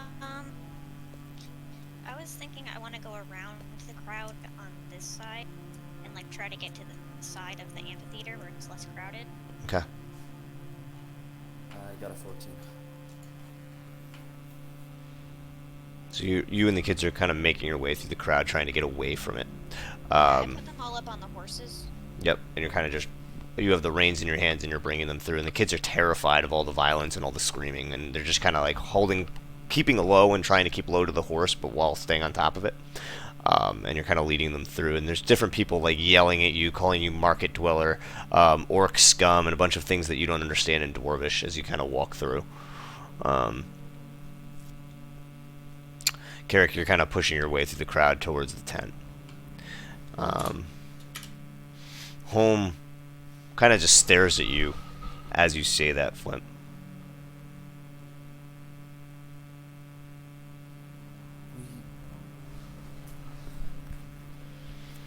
Our history is being tainted as we speak.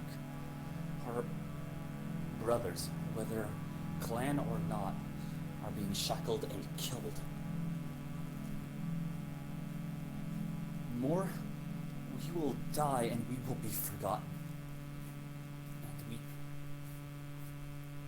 But even if you don't believe this, there are some who are already having that fate thrust upon them. They think the Jin Deep necromancers. The stories of the Jin Deep is that they are summoning the dead. That is how much they are tainting their image. Our beliefs are being changed in the eyes of everyone that will ever look upon us. They are taking belief even from our memory.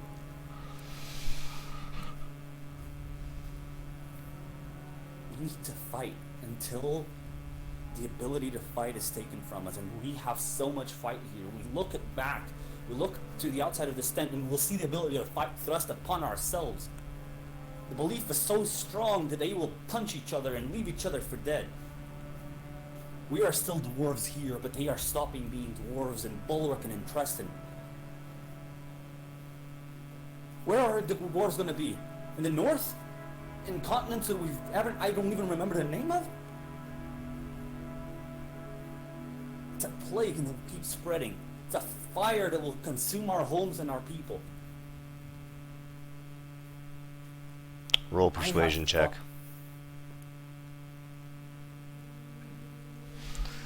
You're getting there.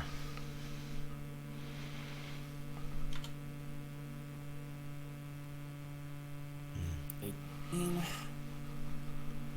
thank the Lord for this ability. 18. Okay. I have fought them, and they themselves, they hate each other. The elves are being forced to fight. The Dragonborn are having their religion that completely changed just so they fight for them. They are a machine. Shalinsk is not a country. The country is its people. Shalinsk is a machine of war that changes its citizens, changes its people, and changes every continent and everything around it just so they can hoard more land and more riches. Cyril is a power-hungry maniac. But them, they're a void that will consume anything.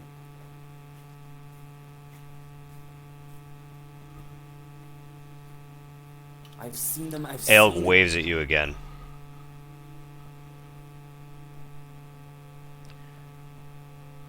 Leans in, not touching the table at all. Tell me your plan. The Earthforge, and as you know, we know that the Earthforge and the melts of Rastin metal. If we go through whatever prophecy that they made, doesn't matter, we can use that metal to create possibly intelligent weapons based on what the Shilinians have discovered. I have a priest who can make weapons out of metal in seconds. It's unbelievable.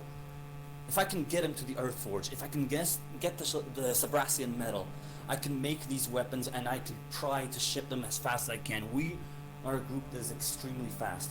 I could arm the Dernkist fast and quick before they even realize I'm there. My group is a blight on any Shilinian camp. We kill and destroy quickly.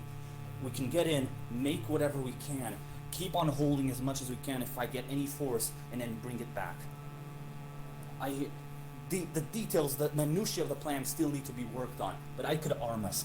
I could give us an edge that they don't have yet. Home. And then we could go to Bulwark and Home force interjects. ourselves and continue. Home interjects. I want to meet this priest. Looks at the other two, and Mulric speaks up. I've met him. He's a market-dwelling kid, young dwarf. Says he's a Jindeep. Says he speaks to the gods. Hasn't proved it that yet, though.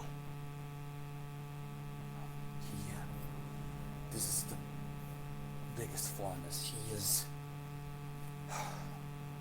He's a goddamn stubborn dwarf. He's so stubborn that somehow he insulted his own goddamn god, but through his own words, and I believe him, the only way for him to get back is to return to the Earthforge. It's a bet, but I think that I could get him there. I think that he could make amends, and I think that he could make these weapons. I know it's a lot of I thinks, but it's. What else are we gonna do? As you say that, Damien speaks up and says, "And I will be there every step of the way, protecting those two dwarves." And I look at Flint, give him a nod. I give him another bardic inspiration.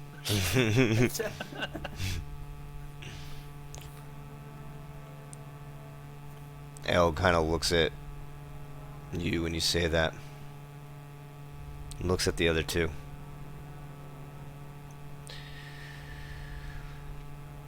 So,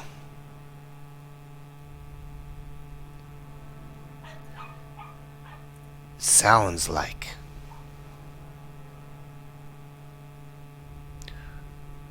we make your weapons.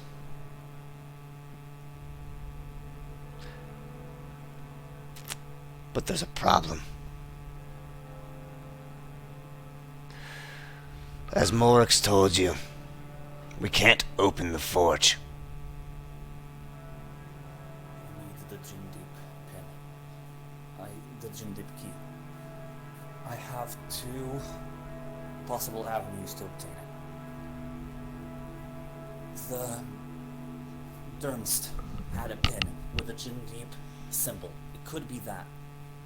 If it's not, I will have to talk with Cyril. Cyril has changelings, those creatures that can morph into others, infiltrated in there.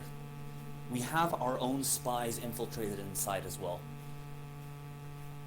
We have one of their top researchers infiltrated and working for us. If Durns does not have it, then we can obtain it in other ways. What other ways? If this infiltrator that we have can continue working around, making his motions, we can make sure that he goes up on the ranks.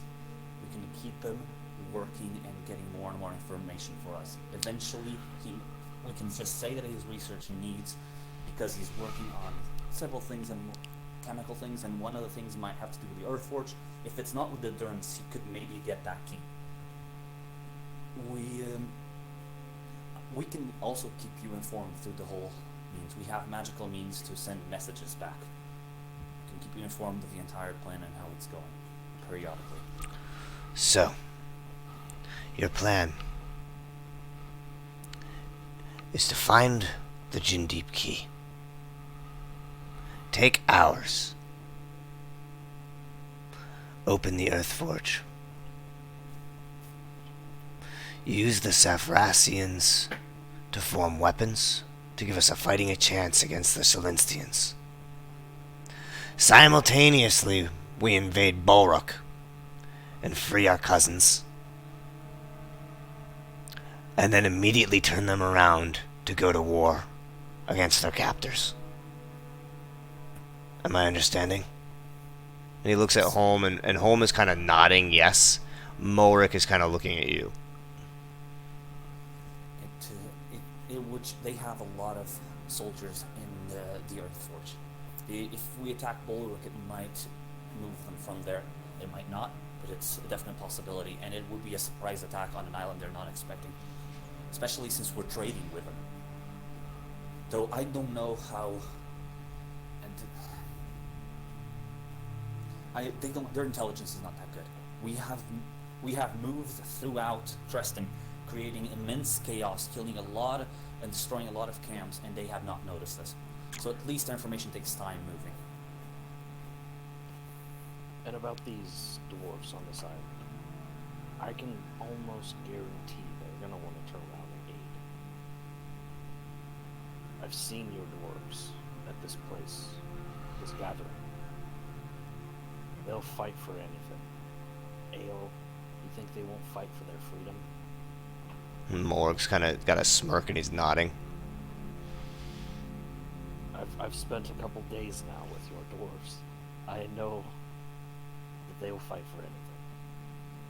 They're good people and they deserve to be free. At this point, Mulric stands up and he walks kind of over in this area and he's kind of like pacing. And he's got one hand in his pocket and one hand on his big bushy beard that resembles Flint's. The other two leaders are watching him, like they've seen this before. Just kind of rubbing his face. As you finish speaking, Damien, he kind of snaps around.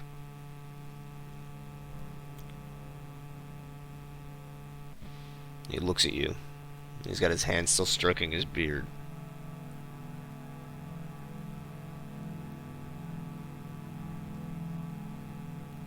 And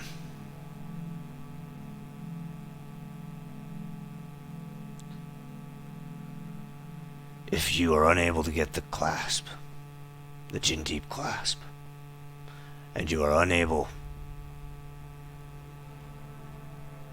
to free the dwarfs of Bolruk, then what? Then I will die protecting your people. Just keep stroking his beard. I speak up. My family, my friends were killed, taken, I'm not sure. It was at the Sherenston hands. I don't plan on letting that happen to your families, your fathers, your sons, your daughters. I will die before I see that day.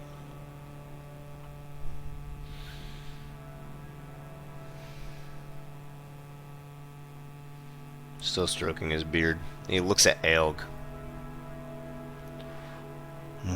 We'll need ships. Aelg's still sitting, kind of looks up at him with a smirk. Ships we'll get. Holm kind of looks at Aelg.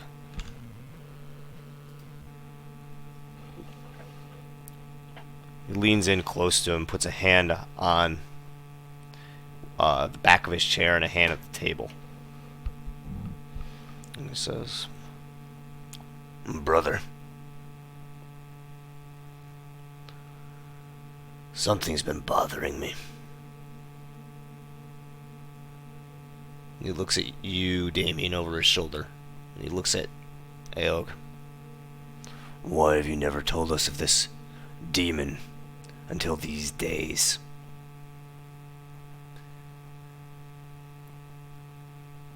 Aelg kind of looks at him and their faces are like maybe inches away from each other. "The business of the Tattered Shore is not the business of the High Cliff. This is not a Dernkist. Damon speaks up. It's also a personal journey. Something you We have need to to do. be. But right now, we need to be a Darnkist. Aelg looks at you, Flint, and looks at you, Damien. And he says, the tensions between the High Cliff, the Iron Fist, have been higher than ever before since the Jin Deep left. And with you two in such close proximity, there's never a way to be sure when you turn on the Tattered Shore. So we've made other allies. He looks at his arm. The means to survive. Did you make that choice on your own?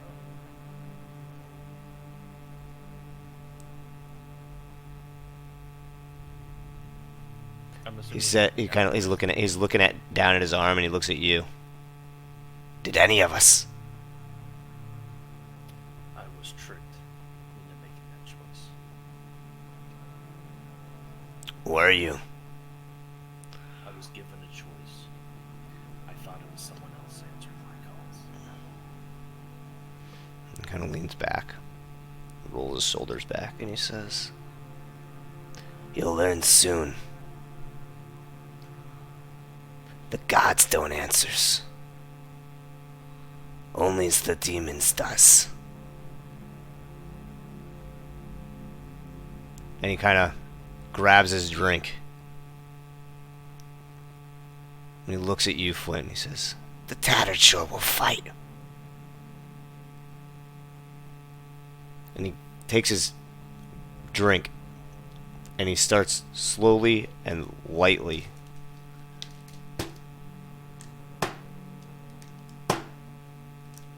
And he's making direct eye contact with Mulric. We've told you all before. The Iron Fist will fight.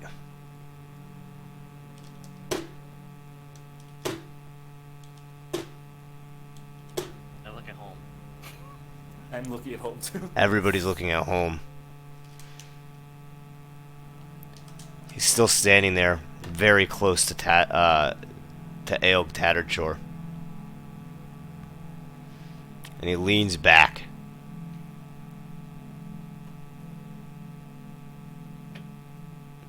He looks at all of you, and the two dwarves are still clinking their glasses on the table. The High Cliff will fight. But only after I meet this priest. Carrick, you've been making your way through the crowd, pushing your way through little by little. You've gotten to a point where there's a bunch of dwarves all standing around. You can see the entrance to Holmes' tent. You kind of been sliding and pushing your way through, and you can see it there. And everybody's still chanting different obscenities and yelling different things. Some people have mistakenly pointed at you and called you anything from Iron Fist to High Cliff. You've been called a bunch to Tattered Shore. People have just accused you of being in different clans and used different slurs at you in Dwarvish. One dwarf kind of grabs you for a moment. You grab his hands and you throw him off of you, and you continue to push through the crowd. And you've reached the entrance of the tent. There's three dwarves standing there yelling. They're at the end of they're at the entrance to the tent, and they're looking in and they're yelling. And you say, one of them is yelling, "Treachery! Treachery! Breaking the rules of Donkist!" And you kind of look through the tent and you see Flint and Damien sitting there talking to the three dwarvish leaders. So from a time perspective, did I get here as that guy was like, I want to meet, No. This is, you're there before. You've been standing there. Okay. And can you see Abot? That's probably standing. Yeah, I was. The entrance Yeah. as well. Yeah. Yep, you can. Abot is maybe 20 feet away from you. There's a bunch of dwarves between you, though.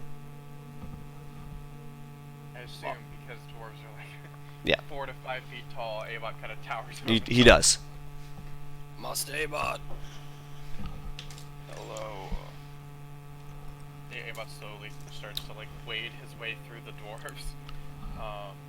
Not really pushing around them, but like taking his time to just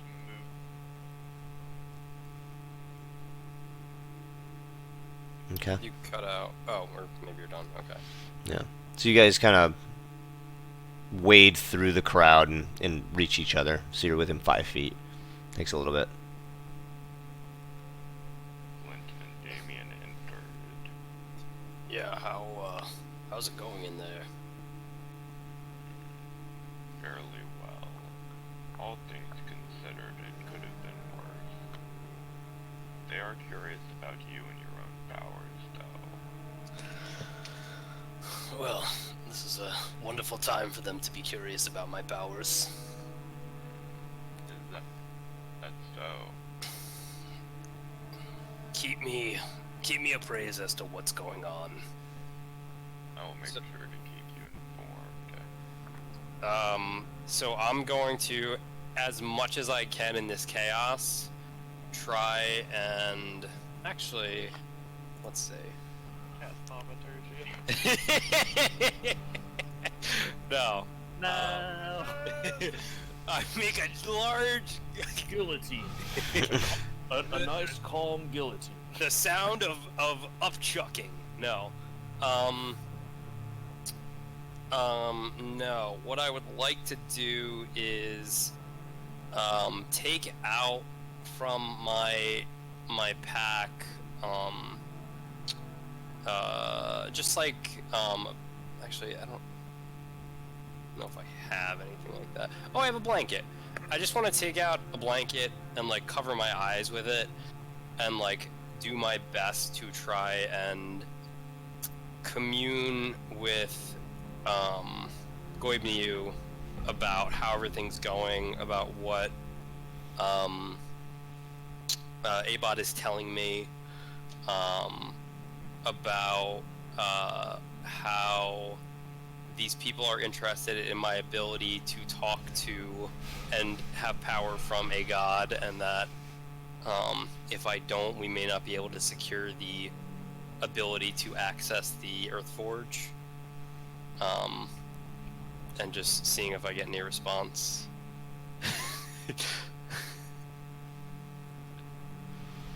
So you kind of think all those things and try to push those forward.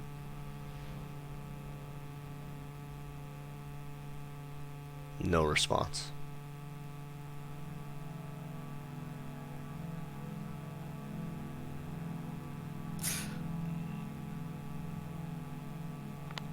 Look, I'm sorry I lost my temper.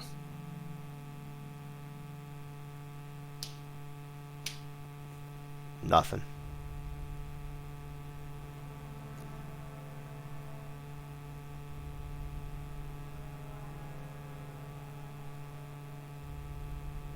Alright, well, I guess I wait to the point.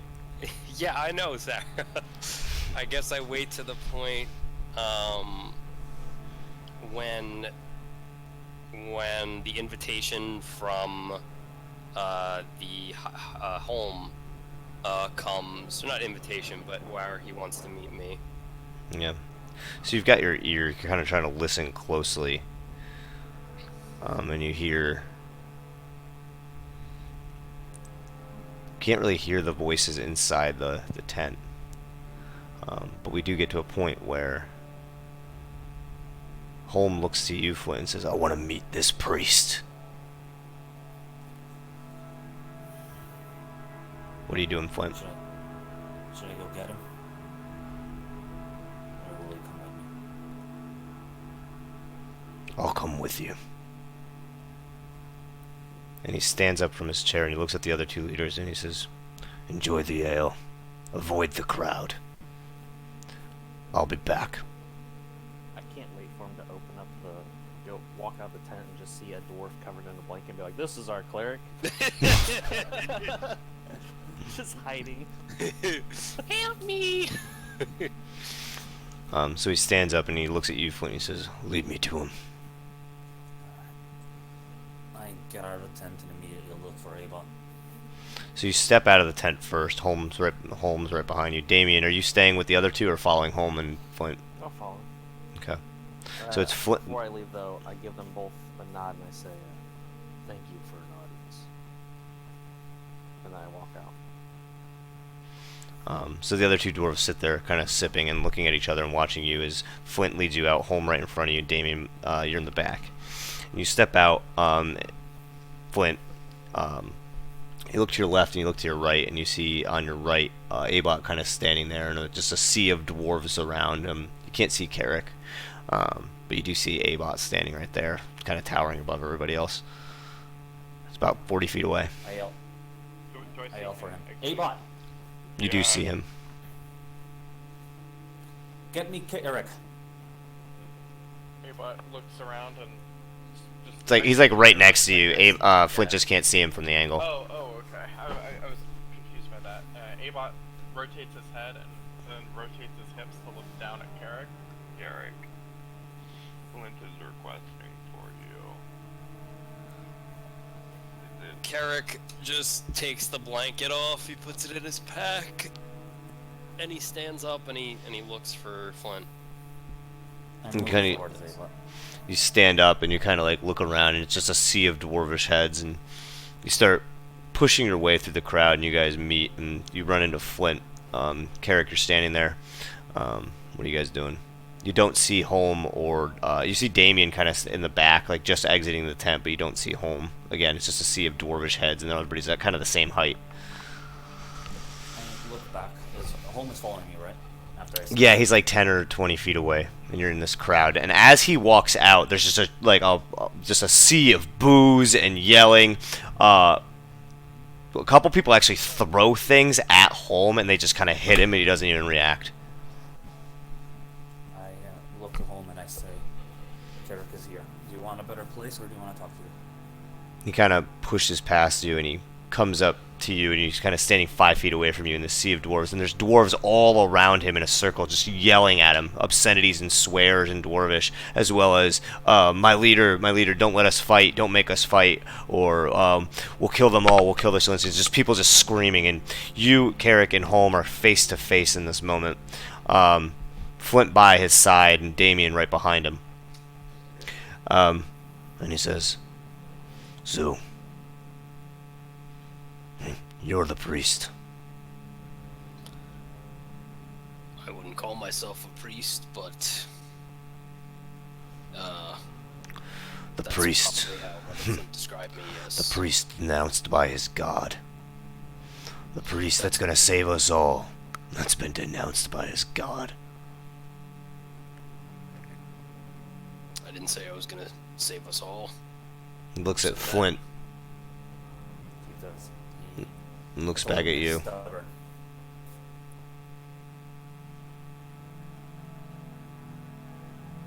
I look to Carrick. Can you? Oh wait, I know the conversation because Yeah, Avot you do. was telling me. Okay. Mm-hmm. Look, I don't need divine powers to smelt shit. I don't need divine powers to make anything. I'm one of the best blacksmiths in the market, if not the best. He leans forward to you and says, "You alone can't make the weapons for 300,000 dwarfs." I assume some of your men are already armed, correct? He looks at Flint and looks back at you. I put a hand With the on his iron. forehead. That litters this land. But if the weapons I've seen today are no comparison. And so what I want to know is, what is my guarantee that you will be able to make the weapons and armor that will make and allow my men and women to survive a war that the likelihood of winning is almost infinitesimal.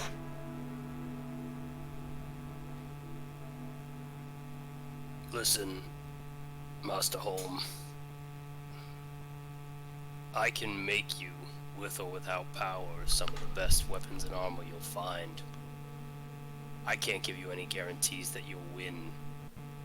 What I can tell you is that myself and my companions will do everything in our power to make sure we win or die trying. I don't know that you can ask. Oh. Oh, sorry. The mic cut out. I didn't know. I thought you stopped. No. I don't know that you can ask for any other guarantees other than a life commitment from someone. What it comes down to is, do you want to end up like the Jin Deep, or do you want to have a fighting chance? Kind of looks at you and squints his eyes. Roll a persuasion check. How many people are around him? It's chaos. There's people all just yelling at Home right now, and Home is Are just... there any other leaders around him? No, Just the other two leaders are in the tent. I can't. Oh, 17. I don't think I have anything to persuasion. Yeah, it's a straight 17. He's kind of staring at you for a moment.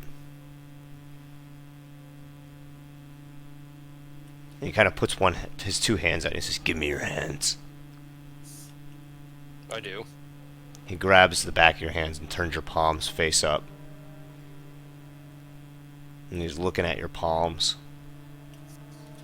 And you see, it's the first time you've looked at your hands in a while, just the rugged calluses that run on each knuckle of every finger all the way up. Yeah. And all the scars on their palms and up your thumb. And he turns them over, and he looks at your hands, and he sees that your your pinky, the mashed in fingernail that never fully reformed and never fully grew. The scars and cuts and burns all over your hands, and he turns them back over and looks at your right hand, and all the areas where sparks have kind of burned into your skin and your wrists. He lets go of your hands and they drop to your sides. A fine smith. He looks at Flint. He gives you a nod.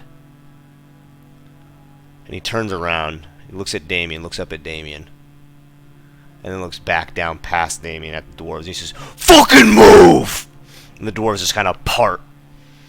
And he starts walking back towards the tent. You guys following him? Yeah. Flint is, Ava is. What was that? If Flint's following, Mabot's following. Okay. So all of you follow him back into the tent. And he walks up to the table.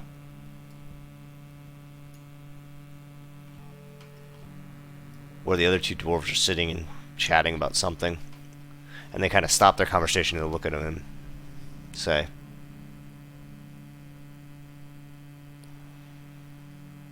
"The High Cliff will fight."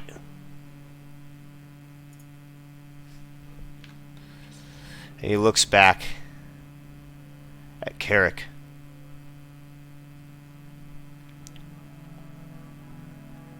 "This dwarf will make all our weapons. And then Dernkiss will fight." And that's where we're going to end today's session. What the yes! Oh, that went so well. Hey, can we just have a moment to recognize? Can we just have a moment? Holy shit! Thank the Lord. Hard. Enhance ability, charisma Enhanceability was plus, so bardic clutch. inspiration. That was so fucking clutch so many times. Holy shit. Oh. That was such a dope, interaction between you and the dwarfs. I liked it so much. I was shaking to my core after that fucking time. Palms sweaty. Holy shit, that was so fucking cool. Who knew having those crystals in my hand was so helpful?